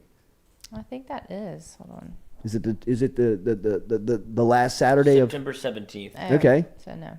So Game of the year. 3 weeks into the season, you potentially could be a top 10 team if you beat Florida State and Mississippi State. And you do that in impressive fashion. And you do that with players that the national college football world is looking around and saying, man, who the hell's Mekhi Gardner? I didn't know Seven Banks was healthy. I didn't know he transferred to LSU. I didn't know Converse, the all Big 12 player from Oklahoma State's now in Baton Rouge. Man, look at the way Miles Frazier's been able to transition from FIU to LSU. They got some dudes that people don't necessarily know about. And then, you get some of these guys that start putting it together, like John Emery or Keyshawn or Jack Besh, who seems to be getting and trending back towards the practice field. Malik Neighbors. Some of these guys that you expect to have bust-out type seasons. Next thing you know, LSU's staring an undefeated September in the face and a top 15 ranking. And Brian Kelly in year one with zero expectation, at least from a national standpoint. Outside of the top 25, first time in 2000, the storylines for LSU are scrumptious, man. You know what I mean? You can dive in. If you are an LSU, this takes you back. To me, it's a very retro feel. It has been a long time since LSU's had the gun. And they're the hunter, right? Right. They have consistently been the rabbit, where everybody's had the gun looking for them. Ain't no fun when Rabbit's got the gun. Hell no, it ain't, man. And it's been a long time. I remember being at the boot in 2000 on New Year's Eve, celebrating LSU playing Illinois in the Sugar Bowl, waiting and thinking, man, this is football heaven. Not even thinking a national championship was in the sight 3 years from that day, right? Not even having not even going there. Not even allowing your mind to get there. Just being at the Sugar Bowl and Rohan and Josh Reed ripping up college football defenses was enough for me at the time. Well, this is when you get to reset, almost from a fan standpoint, where you have, I know it's hard to say zero expectation, but you get to enjoy the journey and not so much the destination, right? Because as you see, LSU's not ranked. You have to kind of reset your expectations a little bit. I know they're higher in Baton Rouge, but when you're a fan of the team and you get to see kind of the arc start to go up again, when you're like, oh, okay, now every game's fun again. You don't really expect to win, but you're like, okay, LSU looks competitive. We look good again, as opposed to, last year after UCLA, you were like, I have no idea what's going to happen in every game. It was such a calamity of errors every time you turn. It wasn't fun. This, whenever you start at zero again, and it's kind of like with that's a total reset. Like, you get to start from zero and go, okay, let's enjoy the building process again. I know it's not exactly the same as like an NFL team, but once you kind of take those expectations off, it's easy to take a step back and just enjoy it more, as opposed to there's pressure every single week that you feel like LSU has to win. They have to win. Now it's like, okay, let's see where we can go, because now we're on, as you see Brian Kelly's contract, we're on a 10-year plan. Yeah. No, and look, I think what these days do as well is that don't be surprised if you start to see It happened quickly. Well, not only that, but like the attendance hanging around in the third and fourth quarter. Getting that hunger back, getting that feeling slighted and that overlooked type feeling that LSU was habitually feeling in college football. They felt like the little brother, the step kid, the one that thought that they deserved more attention than they ever showed got. us in the pregame on Right? College Game Day. I mean, they were laughing at LSU in the pregame the last 2 years, Right. on game day. Well, and I mean, I think the last 22 years of LSU football, the last 20 of the last 22 years have been the golden age of LSU football. It has been the absolute peak of the mountaintop for the program's existence. 3 national championship rings, 4 national championship appearances. I mean, the recruiting, the pros that they have pumped out, the amount of money that the pros have made at the next level, the notoriety that the program gets every single weekend in college football. I mean, it's a top 5 program in the sport, and it all started from what we keep going back to in that offseason of 2000, the last time that you weren't ranked, when Saban came in here and changed the entire culture and mindset of the program, the administration, the boosters, the city. I mean, the state, everybody, looked at LSU. Like I mentioned, I mean, I don't think that I was in the minority when even at that Sugar Bowl against Illinois thinking that LSU would play for a national championship. I never thought of that. My mind could never even go there. Now, a year later, they're in the SEC title game, right? Or excuse me, I guess that was 2000. It was Georgia Tech, right? Where they played in the Peach Bowl. But 2001, when they played in the Sugar Bowl, but they won the SEC. I mean, you started to think. I mean, they may be able to put something together. I mean, and then 2 years later, you're winning a national championship. So. I think that this is you couldn't write the script any better for Brian Kelly as far as this starting spot. I mean, as far as being outside of the top 25 with little to zero expectation from a national standpoint, you'll always have built-in expectation from the fan base locally that, the LSU job, that seat's just going to come with. But even, I think locally, there's a bit of a grace period and a cushion that understands that, it might take a minute to start playing for national championships, but the expectation is there. And this starting point for Kelly, I don't think could be any better. Obviously, I would imagine whenever Nick Saban was hired, what was the expectation in Baton Rouge? Nothing? Yeah, I don't think that people understood who they were getting. Right. I don't know. I know at least me at the time, I remember I was a student at LSU and covered the press conference I was there with Jimmy Ott, and never, leaving the room and never feeling any different as, what LSU could be. And then, some of the things that, obviously his contract raised some eyebrows. He was only, the third head coach to make over $1 million.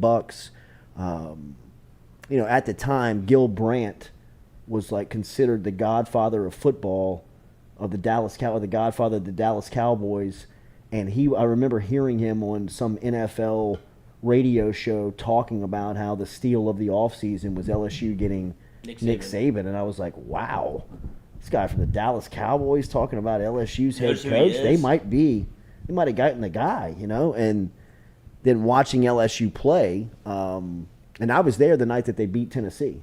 And I think that was the first night you got the feeling wow, LSU's, they're legit. That night they beat Florida with Falk and Tommy Banks and everything, it still felt very fluky. Oh, yeah, you know what I mean? It was a huge upset. That night they beat Tennessee with Rohan hitting Robert Royal in OT. it kind of felt like they were the better team. You know, I mean, it was like they were better prepared, even though the week before they had gotten beat by UAB. You know, but that was the quarterback change. They had gone from Booty to Rowe that week, and when Rowe got in the game, I mean, they looked.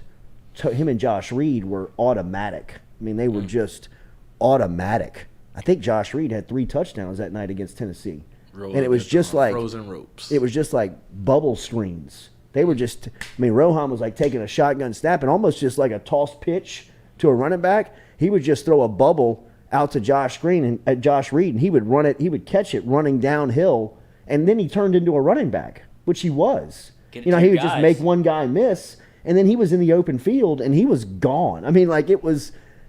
They were so fun to watch, and like you were like thinking like that night, like damn, Tennessee, they can't guard LSU, like they can't keep them in front of them. And for as great as that game was incredible. That's the night Tofield went 65. Yeah. Downhill That's and what ended up going to overtime, and Rohan hit Robert Royal on the first play of overtime, and the ball looks like, I mean, it's like floating in the air. I mean, it doesn't look like it's even moving. When Rohan lets it go, it just kind of like flicks it, and it just falls into Robert Royal's gut. Like, I mean, like as he crosses the goal line, and then LSU holds Tennessee on 4 downs, and the fan stormed the field. Stormed the field. I mean, like left corner of the old end zone. school storm the field. Like they were ready and waiting around the field for that game to go final. And as soon as it went final, I mean, there is a mad rush. My buddy Frank Streva, who I know is listening somewhere in South Florida, it broke his leg rushing the field that night. And, Really? and on the ESPN broadcast, there is a camera on Saban, like waiting on the celebration on the end of the game, and you see Streva run through, and then he trips, and right there he gets trampled, and he broke his leg. He had he broke the the femur, not the femur. Because someone the fibula. stepped on it and broke it? Yes. Oh, that's the worst. Partied all night. Yeah. You know what I mean? Yeah, Just come limping in. Let's go, boys. Did he not even... Tigers are for real. You know what I mean? I Like, can drink this pain away. absolutely. Oh, my God. I mean, like, I think they carried the goalpost down South Stadium Drive that night. It was chaos. I mean, It's it a was madhouse. It was Hey, when it gets LSU is back, bro. I mean, it was That's funny. as big of a win as Tiger Stadium Look at young had Rowe. seen up to that point. Bro, Rowe was so good. He was so good. I mean, This is right after he threw a touchdown. can to you bring Josh those Reed. highlights up? Bring those highlights up. We'll credit here. Who is this? Christopher No? Wagner. Oh, this is it. No. Yeah, we can try it. Yeah. We tried. just cut it If we out. get canceled or not. Yeah. It'll be all right. Christopher Wagner, you'll love the show. Appreciate Christopher Wagner. Who Huge the in hell is South Christopher Korea. Wagner? It's his YouTube that we're getting this from. What a game. Is that Tofield? Gone. Gone. Stiff arm. See ya. God, he was going to be so good. He was so good. I know, but it felt like another what if. I Like know. if he doesn't get hurt, he had so much talent. Hearing Jaden Daniels turning heads out there. Yeah. Real vanilla. That's my guy. I told him I haven't even been by the offense. I'm straight to the defense. I don't want to meddle over there. How good are they? Coach Harold Perkins, I hear. player. Alpha. Game Alpha one. dog. Alpha. Game one. I hear like nobody messes with him in the locker room And already. DJ, Yeah. he just looks. 18 makes him look bigger. Yeah, He does. I saw that video you put out. He does Yeah. look I bigger. mean, I think he just Looks got a little bigger. wider. Yeah. Oh, Corbelli. That was the kicker. I forgot about it. Yeah, Corbello for Heisman. Yeah. Brennan is kind of outside looking in. I Or know, at that's least sad, as far right? as the competition goes, Right. he's just running third right now. And I sorry think look, man, college football in 2022, you got to be a special player, or you have to have an offensive line that is built and designed especially for your skill set if you can't move. The game has changed so much. I mean, even by the way that you recruit offensive and defensive linemen, it has changed. I mean, that plug-the-nose guy rarely fits into any defensive scheme anymore. Rarely. You know, I mean, I know that that there is a exception to every rule, but for the most part, you have seen football turn to basketball on grass, where you're looking for these just premier athletes that you can put all over the field, and you want playmakers at all skill positions. And if you can find playmakers on the offensive line, defensive line, you're looking for those cats too. But you got to have a threat at quarterback for if the opportunity or the play calls for the quarterback to turn into a playmaker, he's got to have that skill set. And Miles Brennan was recruited as a pro-style quarterback. He was taught as a pro-style quarterback. He has the arm of a pro-style quarterback and has intense arm talent. So good of arm talent that I have always said and always believed that he will find an NFL roster spot. I mean, did you see some of the cats taking snaps in the NFL Hall of Fame game? No. Ain't no way there's 64 better quarterbacks on the planet than Miles Brennan. There's got to be a coach and an offensive line with a scheme that's confident enough that says, hey, guys, if you can protect him, if you can keep him upright, and there's a scheme put in place, like Peyton and Breeze had a scheme in which they played with the offensive line. They never sidestepped. Breeze never tried to get out of the pocket, because if he got out of the pocket, he was in a dead man zone, right? Where you got big-time defensive ends head-hunting you, and you can't get away from them. But if you step up in the pocket, if you slide up, we're going to fan that protection out for you, and you'll have a big running back in there that you can trust to pick up anybody that's blitzing. And credit Peyton, offensive line. That scheme worked for a 5'10", 180-pound Drew Brees for 16 years in the NFL, where he rewrote records. But they schemed towards his talent.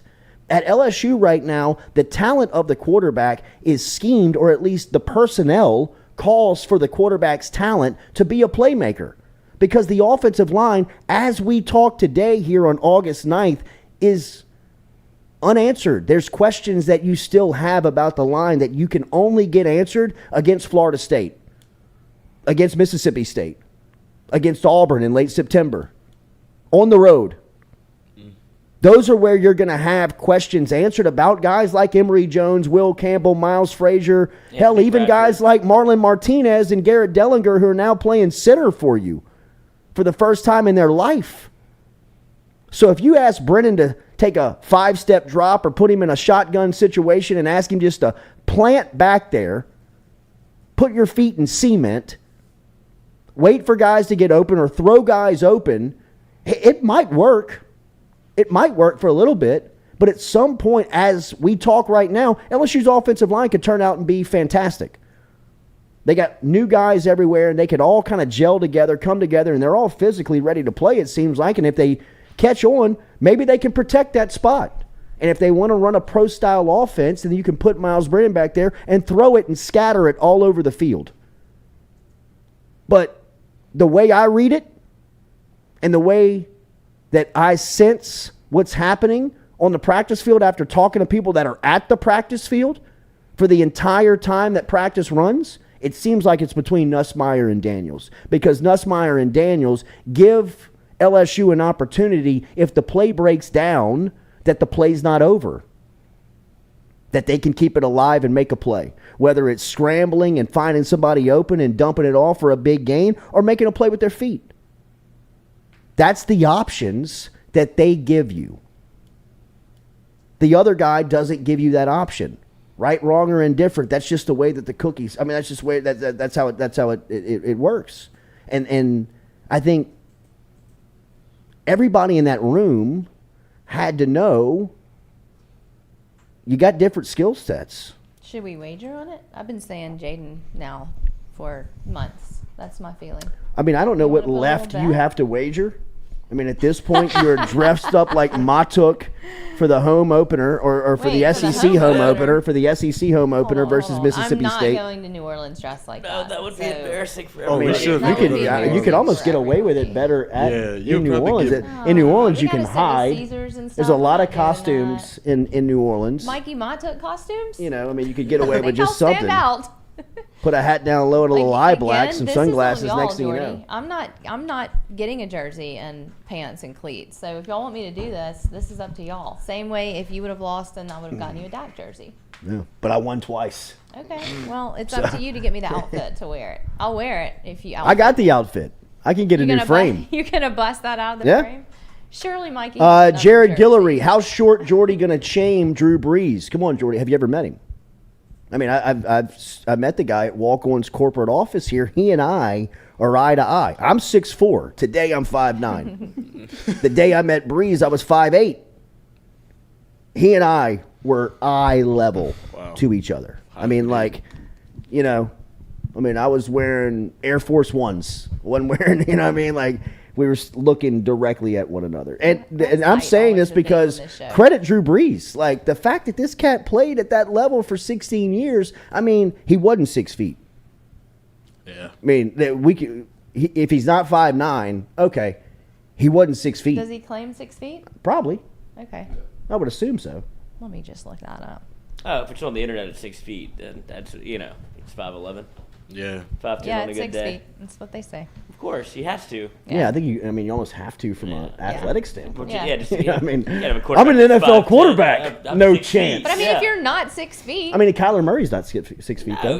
He's 5'10". Maybe. No, he ain't that. That's what Maybe. he's 5'7". Maybe. yeah, if you're 5'11", okay, move on up to 6. But not if you're 5'7". No, you're 5'7". You You can't move up say you're for the 6 feet. NFL or for the That's program. why- Move up to 5'10". That's why Kyler looks like a little kid when He does. He looks but like he runs like a bad little kid. He does. It looks like Bad he little runs like he got kid. away He with does. something. Have you ever seen He like does. a bad He little does. kid get a ball and In a just parking take off lot. running? Yeah. Yeah. Bad Like little running Like a away from you in a badass parking kid lot. or Like like a badass badly little built short kid? steps, but covering ground. Yeah, like come here. I mean, And he's just like, Ah, right? Google says 5'10" for Murray, so 5'8". 5'11" for Russell Wilson. Okay. Don't know Russell Wilson, but he looks very short. Yeah. And then I mean, not that I know any of these guys, but I've never seen Wilson like up close. and I Drew mean, when Brees, it I says 6. 6 feet my ass. let's ride. That's right. Let's ride. That's the worst. That's weird. That makes me Broncos feel weird. Nation. He's such a weirdo, dude. I'm glad LSU has not participated. I've seen more and more Me schools too. get into it, and I'm glad. Me too. If it was see anybody LSU from in that. LSU, I know who it would be. Yeah, me too. Who? 1, 2, 3. Miles Brennan. Oh yeah. I guess I figured that's That's what the you're only Just going like with. That's just like the little walk-ons video. Wait, what? If there's somebody to do the Let's Ride for LSU, it would be Brennan. Poor Miles. I mean, Nuss would probably do it as a joke. Nah. Nah, No, he's- He's got starting quarterback energy, bro. true. He's not putting that Yeah, brand out he's there. putting out YB. You know what I young mean? Absolutely. No chance. But you've just gotten like any intel that you have, or just like what you've been hearing? For Yeah. No. Jaden I mean, Daniels? I've talked to trusted people that that are there, that are at practice. You know what I mean? That Makes sense. that are watching it. You know, I mean, that see it, and I mean, when you really break it down, they brought him in for a reason, right? Like, if you don't, we can get caught up in the minutia of it all in the day-to-day, but he looked across and he got Miles Brennan from the portal. I don't think he added Jaden Daniels just as a depth piece. I think he added him with the potential that I can turn this guy into a well, I starting know why quarterback I in know college. why you get Daniels. If Daniels is on the market, man, that guy's got experience. Well, and he's Right. he's a got- game breaker. He's a gamer. That's what I'm saying. So you they know what I got him mean? for a Like, And a lot reason. of- They- I it think wasn't everybody really wanted him. I think a lot of people forget that Jaden Daniels was like a top. No, he's a top dude. quarterback He was a in the dude. nation. He was a dude. coming I don't out. think people forget, He's a right? dude. Well, they kind of forget after what he did the last couple. Last of year he years. struggled. Yeah. Yeah. Last year he struggled. But they You know what I struggled mean? with His a lot. first year was, Yeah. you know, I mean, Well, and they kind of- they're like not singling him out, but they're working the footwork with him because they know if they can get this little adjustment straight and he can kind of just get that accuracy a little bit better. He's so fast and can do so much with his feet that if they can make him a little more accurate with the ball, I mean, he's Yeah.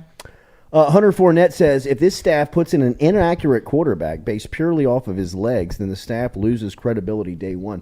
Yeah, but Hunter, you don't really believe that they would put the worst guy for the job out there, No. right? Like, I mean, they're not going to take somebody's skill set, and just because you do this predominantly great, if so, you would do that with Miles Brennan because he throws the ball better than, I would say, 75% of the backups in the NFL. Probably, just give me this number. 60% of the quarterbacks in the league, he probably throws the ball better than. You know, like just pure, I'm grading you on the way that the ball comes out of your hand and you can throw it accurately to that point on velocity. Miles Brennan can do that as good as anybody in the country. You know, anybody that's tasked with doing that for a job. I believe that he will get a roster spot just because of that skill set alone. But look around football. It's not even college football anymore. It's the NFL. It's high school. I mean, I'm looking at, football's popping up all over the city now. I mean, what people want is a quarterback that can run or pass. They want an option where you can have a run-pass option, and it all starts with the trigger man. It all starts with the quarterback. And all of these quarterbacks that are coming up. And look, Miles Brennan, he was recruited 5 years ago. It's crazy to say out loud, but he was recruited in almost a different era of football, where you got guys like Nussmeier and Daniels that have come up now. They don't know anything different. Yeah, they've grown up in this system, and not to say that Miles Brennan is a generation older than these cats. He just ran a different scheme. He ran a different style, and I think that the style that Nussmeier and Daniels possess is the style that's more predominant around what's being used to compete at high levels in football now, where the quarterback gives you a chance to run or throw it. And really, you're only looking at one or two guys. You're looking at like an outside linebacker, a defensive end, or a cornerback. That's your read or your key. Whatever they do, you read off of it. And if you can't stop the quarterback from picking up 6, 7, 12 yards a pop every time he looks at this RPO and reads one easy key, I mean, it's stealing in football. It really is. I mean, it becomes a math equation where there's an answer for everything. And if you got a guy back there that can give you that opportunity, then by the simple description of what we're talking about, Hunter, that's giving you the best chance to win the game. If you've got a guy that's limited in skill set, but he's good at what he does, but he's limited, that doesn't give you the best chance to win. Especially when your personnel is built right now, where your skill guys on the outside, your running back and your quarterback are your confident parts of your offense, or your offensive line is where you're most unstable, or at least to start the season you are. So you've got to answer some questions before you really move forward of, what that position behind center is going to ultimately, permanently look like. But I think at this point, still very early. I mean, it's still very, very early in the process and the competition. But at this point, it sounds like Nussmeier and Daniels have the lead. And it's turning in to a two-headed race. Would you say Jaden Daniels' highest ceiling, lowest floor? And if you pick him to be your starter, there's going to be some opportunities where he could lose you a game, potentially with his I don't know enough inaccuracy. about Daniels. I've watched film on him. I've watched him play. I haven't seen him a lot in practice. I don't know a ton. I don't have a level of confidence to him of where I would be in watching him play. I feel like Nussmeier's ceiling is extremely high. Absolutely. Right? I feel like he still has physical development in front of him that's going to improve his game to a point that's going to take it a couple of levels higher. And, for where he is after year one of college football, I really like his game. I think there's a lot of things that you look at that you can grow on. And a guy that's a solid coach like Kelly Denbrock offensively, you look at some of the things some of the decisions he made last year, and you may be able to excuse it because of what he was dealing with, but you also gives you good coaching points and teaching points. When, Arkansas, when you're rolling here to the sideline, I wouldn't throw this thing up for grabs on fields like this. It's probably not going to work out well for you. Right. But I understand what you were doing, but let's coach you out of that. Right. You know what I mean? And the evolution of his progress of year two of college football, you expect him to take some more steps. And if the offensive line figures it out, and by weeks 3 or 4, you understand, hey, we got a group up there. You got guys that you can count on, and you can now scheme as if the offensive line's going to do their job. I don't know what that does for their headspace at quarterback. I don't know, because I think that they're playing under the assumption right now of this guy's got to be able to get out of the shit. What I mean? Like he's going to be He's able to gonna create have some to, plays. right. on I his mean, he's own. got to play some one-on-one back there a little that's bit. That's where the Miles Brennan debate kind of dies because he's a sitting duck back there essentially, and I think Den Brock said he could tailor his offense is able to be tailored to each quarterback. He's not necessarily looking for a specific guy. His offense is amenable, but it does seem when you've seen his prior offenses, he likes somebody that's able to move, especially if the offensive line isn't. I think they're going to be better than people think. I do too. Just because I do too. Especially based off of last I do year, too. what Brad But Davis it did. will take reps. Absolutely. Like I it mean, will take continuity has to be built. Absolutely. And an offensive line for, I mean, all of us that know football, I mean, this is a group that very much, and look, all positions do, but more pointedly towards you get better as you play more alongside one another. Right? I mean, what really makes those Alabama lines, offensive lines, so great every year is you look up and they've played like 25, 24 games next to each other. By the time they get to this point in their career, I mean, they've been playing 3 seasons next to one another. LSU's going to have I mean, think about how good Will Campbell, Emory Jones, some of these youngsters on this line, Fitzgerald West, who I hear is having a really good start to camp. I mean, even a guy like Garrett Dellinger's still fairly young. I mean, he was your best offensive lineman last year, some would say. Yeah. To the point where it's like whenever did he get hurt? His shoulder was separated a couple times, like week 1, but he would come back. You're like, you could see Fled. That's how kind of in a tough spot LSU was. Like, we got to put Dellinger in there as a freshman. I mean, he was playing tackle, guard, Right. center. Yeah, he was like kind of like Will Clapp for the Saints. They would just use him everywhere. And he was hurt. Yeah. And so, I think that those reps were important, but I think his ability to even get on the field last year and kind of stand out as somebody that's like, all right, there's a bright spot because the offensive line was in shambles last year. So I think he'll play this year for sure. And you can kind of get those pieces right around him. I think Emory Jones is going to find his way on the field for week 1. Yeah. Will Campbell will. So it's really not that – I mean, there'll be some freshman mistakes, sure, but the future is bright. But I think they're going to be able to at least – not be as bad as they were last year where, Max Johnson was ducking covering after every throw, and then he didn't trust what he was looking at halfway through the UCLA game. And he kind of played that way for the rest of the year and still played fine, but you give him a little bit of time back there, LSU football is different. Remember, Daily, we're brought to you by Barker Brothers Plumbing and Works. Our friends over at Barker Brothers Plumbing and Works. You can get in touch with them very easily today. No website, no social media. Give them a call, 225-776-2431, 225-776-2431. You mentioned the Jordy Culotta Show, and you save yourself 15% from our friends over at Barker Brothers Plumbing and Works. They are number 1 and a number 2 business and specialize in all works of plumbing, industrial, commercial, residential.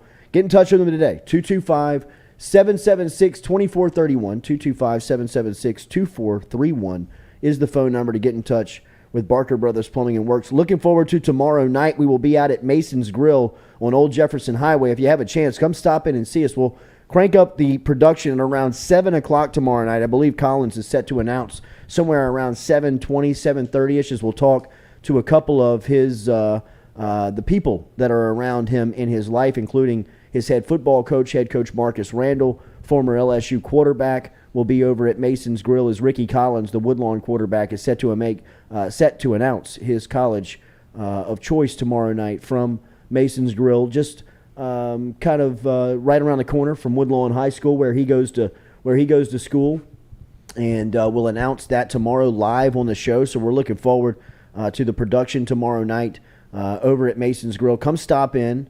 Grab a bite to eat with us.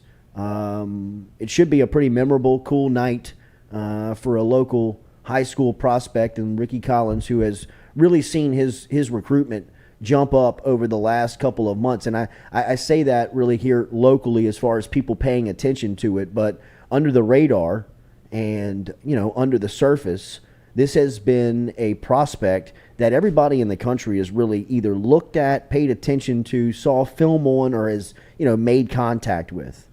I mean, talking and getting to know, the Collins family, his mom, Precious, and obviously head coach Marcus Randall, and talking to them a lot about, leading up to tomorrow night, what this ride has been like. Arch Manning and Eli Holstein have gotten a ton of attention, and they've deserved it, right? But Ricky Collins has too. And I don't know if we've talked a lot about Ricky Collins and what his recruitment has been like and just the type of player that he really is. at Woodlawn. You know, I mean, he's never had a primary wide receiver. He's never had a real primary running back. Now, I by no means am disrespecting Woodlawn's roster. They're loaded, and they always are. They always have really good athletes that you can play all over the field, and they turn into playmakers somehow, some way. And it's been like that for a long time over at Woodlawn. They've always got dudes, always. So I'm not disrespecting them, but they've never had, a 1,000-yard wide receiver. 1,000-yard running back, somebody like that with Collins that he could count on. He's always been kind of spreading the ball around, and he throws for nearly 2,000 yards, plays big on the biggest stage. When the lights are the brightest, he usually turns up the competition. What he was able to accomplish out at the Elite 11 camp in California with his accuracy showing off against the nation's best really kind of solidified the type of player that whoever gets his commitment tomorrow night is picking up. But I'm looking forward to celebrating Ricky Collins tomorrow night, and the player in person, 4.0 student. He's a phenomenal student athlete. He's a great representative of our city in Baton Rouge. He's an excellent representative of Woodlawn High School, Coach Marcus Randall. And just, he's a great kid. He's District a phenomenal MVP kid. Last year too. Huh? District MVP last year. Yeah. Deserves everything he gets in football. Like, to me, not talked about enough. I know we've talked about him a ton, and I know that there's a lot of recruiting heads that have mentioned Ricky Collins a lot. It's not as if he's been some forgotten name or nobody knows who he is, but it's easy to get lost in the wash with the names that he's gone through this cycle with. Just being recruited in the same cycle and state at the same position of Arch Manning can probably be a little daunting for other recruits. Doesn't matter how big your game is. And not that that's some issue that they're talking about, but it's going to be tough to get your name talked about when it's headlined by Arch Manning. And Collins has been able to kind of elbow his way up to the table and prove that he belongs. And not only does he belong, he might be one of the top ones at the table.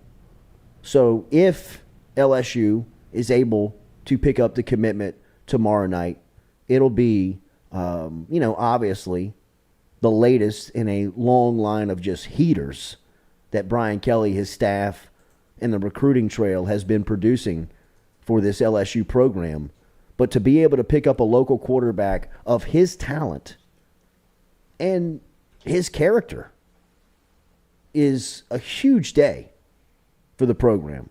Huge day. And to be able to put another quarterback, I know we've talked about this over the last couple of weeks, but I think it's a big deal. I really do. I think it's a huge deal for LSU to consistently to recruit that position the way that they have if they're able to land Collins tomorrow night. When you're talking about Garrett Nussmeier, Walker Howard, and Ricky Collins in 3 successive classes, that's how you set yourself up with expectation to play for championships. LSU looking outside of the top 25 going into the season, that won't be long. You recruit at that level and get those types of players at positions like quarterback where, that's really and truly, if they're able to get Collins tomorrow night, that's the next 7 years taken care of at the quarterback position.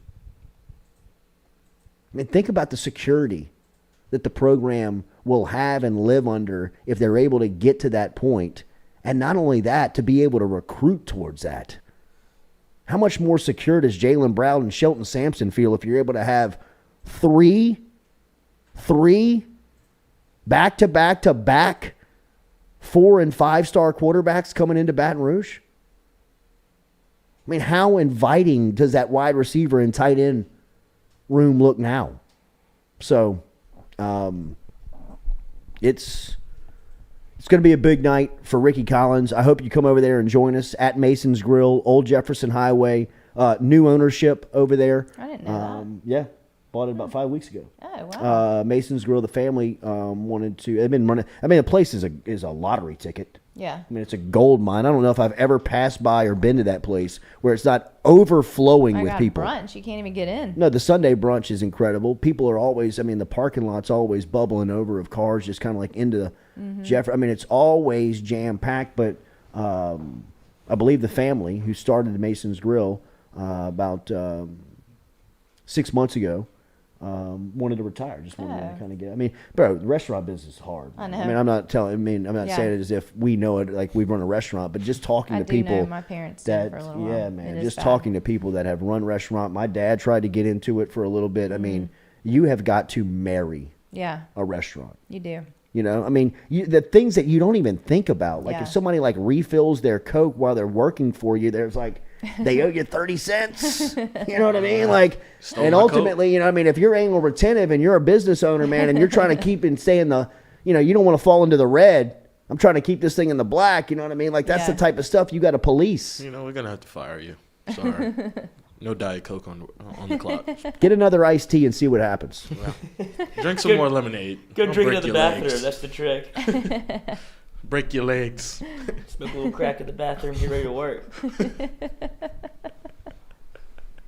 Greg says 7 years question. 7 years question mark. Yeah, I mean, I don't know how to truly judge the quarterback position. The way that I look at it, I think that if you get 2 solid years out of a high-end quarterback, I think that you've won the recruiting battle. I think you've won as far as the program goes, and you've obviously, if you're the player, you've set yourself up to be drafted to the next level. So, I mean, like, think about it. I think that if we're betting on it, and I know our poll question is up, brought to you by Southern Eye Center of Baton Rouge, located on Jefferson Highway. Mention the show and save yourself 25% on a great sunglass selection, top-of-the-line sunglasses. But it asks, do you think this is a 2-quarterback race? The poll question of the day, brought to you by Southern Eye Center. Make sure and log on and cast your vote. And vote.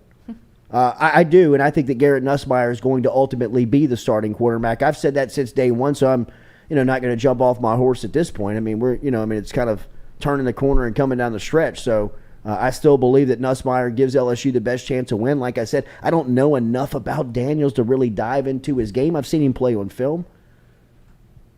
But if LSU believes that he's the guy, I mean, I'm with it. I get it. I'm not trying to hear to say I'm right, they're wrong. But I feel like Nussmeier is going to win it. So you get this season and you get next year out of Nussmeier, which sets Walker Howard up for potentially in a quarterback competition next year with Nussmeier. Maybe he plays, maybe he wins it, and you're able to get a following year out of Walker Howard. Remember, at that point, he'll be draft eligible. He'll be 3 years removed from his high school graduating class if he wears a red shirt this season, plays sparingly next year, turns into the starter the third year. If he does that, he's become draft eligible. Let's say he blows up. He's got a really good year. At that point, he decides, I got to go. He's a first-round pick. Now, Ricky Collins, you got him for 2 years. What's that, 6 years? I mean, maybe you're able to squeeze another year out of somebody that wants to come back from a nostalgic standpoint. Maybe Walker Howard's looking a high second round, late first round value at the end of his second year at the end of his first primary year as a starter, and says, you know what? I love the place. I love Louisiana. I love South Louisiana. My parents went to LSU. I love being the quarterback here. I'm coming back. So maybe you're able to get a third year from him, and that pushes the clock back on Collins another year. So Collins becomes your primary starter, 3 years from now, 4 years from now? What are we going to do with Miles Brennan? I mean, at this point, he's... Still be there. Do you think any of that plays a factor in who they pick now? Because, say they pick Jaden as the starter, Miles and Nuss could both transfer. But if you pick Nuss, Jaden can't. I mean, he could transfer, but he'd have to sit out a year. So, I mean, do you think that they let any of that play a factor in? I think that they're letting it play a factor up until this point, but when you name the starter, it's time to go. Yeah. Like, you can't play politics anymore to the position. I understand what he's doing and making sure that he massages his words enough that if you hear him, you think, I got a shot. I'm not going to leave now. I got a chance. I'm in the competition. Yeah. Right? But once he names the starter, whenever he decides to do that and he said, this is how we're riding, I think you just kind of get out of the way and you just let it fall where it may. Yeah. You know what I mean? Because if you try to coach within the program, things like that, to me, I think it can get out of control. Yeah. You know what I mean? At some point, you just got to say, this guy gives us the best chance to win, and this is who we're riding with. You know, and look, I don't think that it's outside the realm of possibility that you don't have a package built in for the other guy. Right. A series or two per half to see if you can't change the pace up. Maybe. I don't know. Maybe it's not a clear-cut starter between Daniels and Nussmeier. And, you know, Kelly says, hey, we're going to start Nuss in a game, but we also got a couple of packages built for Jaden Daniels. And he may get in there, lead him on 2 scoring drives, and the next thing you know, he's a starting quarterback. So, I don't know, man. I really don't know what to make of all of this competition, as if there's not that one outlying guy that you say, he's the guy, he's the one, right? I think that there's a lot of similarities. There's little differences, but the differences really are polarizingly opposite. You know what I mean? Like the difference between Brennan and the rest is opposite. There's still, I think, even changes in things that, you know, when you look at Daniels and Nussmeier, you know, like similar in the sense of they can both do this, but only one of them can do that. You know, I mean, it's just, it's going to be, this thing is going to be, it's going to tighten up. When do they put the pads on? Full pads. Are they going? Thursday for sure. I mean, it's got to be this week. Soon. Yeah, it's coming this week. And so that's why I think, like, this time next week is whenever, you know, you can start looking more into practice and what you're seeing at practice. Because, like I was saying yesterday, you see, you know, Jaden and Nuss being with the first and second group, and then Miles and Walker. But, like, it could be today. It could be the other way around. Could be. And so that's why I think, like, say next week after the scrimmage on Thursday and you're getting into practice 11-12 instead of 5-6, you know, you're looking into a whole different team. I also believe that's why Kelly is saying, come to the scrimmage. Yeah. We don't have anything to hide. Y'all pick. They're not that different. You're going to see. You know what I mean? You'll see. And you take that back to your wherever you are from a media standpoint, write it, print it, talk it, you know, whatever it is. I mean, I think it'll that's probably be 30. I wonder if he does that like next year. Right. You know, where it's like, okay, I know my team, I know my program, get the hell out. You know, like, and it's not as if he's trying to endear himself to the media by anything or by any means. I don't believe that. But I think that he's at a point where he's like, this is what we're working with. This is what we got. Yeah. Here you go. Yeah, ain't nobody else coming in. Right. So I think that it's going to be a great competition. Yeah. I really think it is going to be a great competition. And I think that you can win football games, and LSU is in a luxurious spot of you've got legitimate 3 dudes that you can win games with.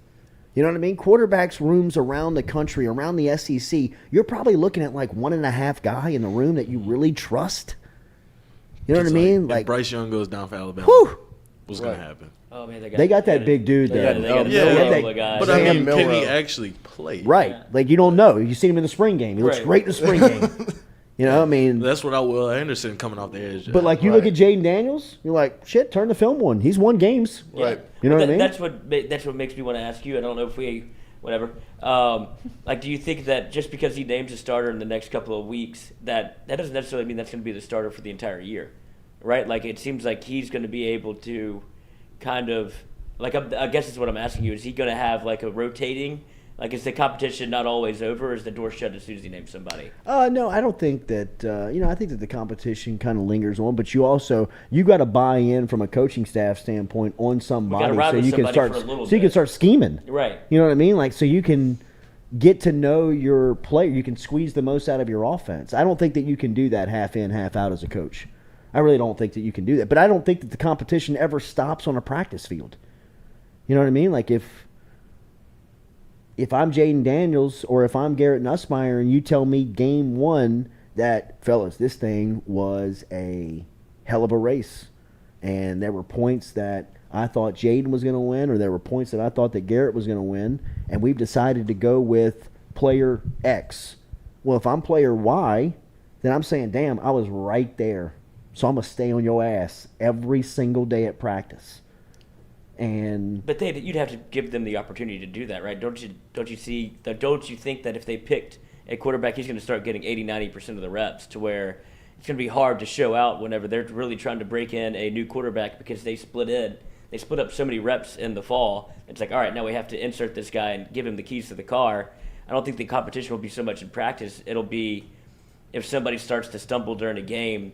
I think that's what I'm wondering, how long the hook will be for either one of those guys that's announced the starter, because obviously it feels close even right now. Sure, there can be separation, but it's close enough now that we don't know. So I'd imagine you go into week 4 or 5 and you're 3-2, 4-1, starts to stumble in a road game or a home game. It's like, all right, let's see what the other guy has. Like, I don't think that the door will ever be shut until probably by the end of the year. You'll know who your guy is, but it seems like they're so close that Jaden Daniels or Garrett Nuss will be sitting there, like, they're going to have a clipboard in their hand, they're going to have a helmet on, like, ready to run in. Yeah.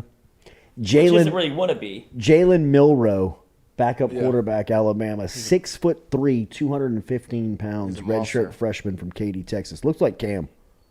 Where's number 2? I bet it's his favorite player. Mm-hmm. That's just what they needed. Sure. And the other cats. I think he's the one that made old Paul Bryant, old Bear's grandson, transfer out. This guy, their backup quarterback. Mm-hmm. Yeah. Ty Simpson's good too. Their other backup. He can scoot. Well, he's in Walker Howard's class. Yeah, he was like I saw him play in the spring game. Him and Howard were 5-star Yeah. quarterbacks. Was he from Alabama? I don't know. I just know that he played the spring game and he was electric. I ran into some guy last week from Alabama that was telling me stories of how Saban nearly left Alabama. Tennessee. He's from Tennessee. Nearly left Alabama after year 1 because Bear Bryant's grandson. So I guess is it Tyson Bryant, I believe is the kid's name, the quarterback who just transferred out. His dad, like, Bear Bryant's family was given like Paul Tyson. Yeah, Paul Tyson. Bear Bryant's family was given like clearance forever at the university. Like, it was in his contract, like they would have access to the university. And Well, yeah, why not? sure, Makes sense. sure. Well, Paul Bryant, the grandson, took that literally. And his timing with that is kind of when he was at the mountaintop, is when Saban was announced head coach in 2007. And Saban went through 2007 kind of like playing along, like played the game. Let them just show up at practice. They'd walk through meeting rooms. They'd bring clients and people into the facility at all all days and hours. They'd walk into Saban's office kind of like with 2 knocks and just open the door. Let me let you meet the coach, and like Saban's like. and he went to Mal Moore at the time, who was the athletic director at Alabama, and like gave him the, scared the life out of him. Talk of, if you don't cut the Bryants off, if you don't take away their access, I'm leaving today. Like, it's over. Like, I don't want to hear another word of we can't do it. It runs too deep. It's too much. It's over. I want his key card. I want his access. I want everything. And since that day, like, they have not had the. It's harsh. Well, you can't. I mean, that's typical of, like, you give you an inch, they take a mile. Like, you can't be running through practices and walking into board. Like, if you know that Nick Saban's your head coach, what do you think he's gonna? He's like, not gonna be happy to see you. Right. You got to be able to have a little bit of read the room ability to be like, hold on, like, we could go in, call ahead, but. I mean, why do you think they weren't good every year previous to Saban being there? Like, this guy was just running the roost. Like, all right, how you doing? Like, buddy. Can I call plays today? You don't need to be here.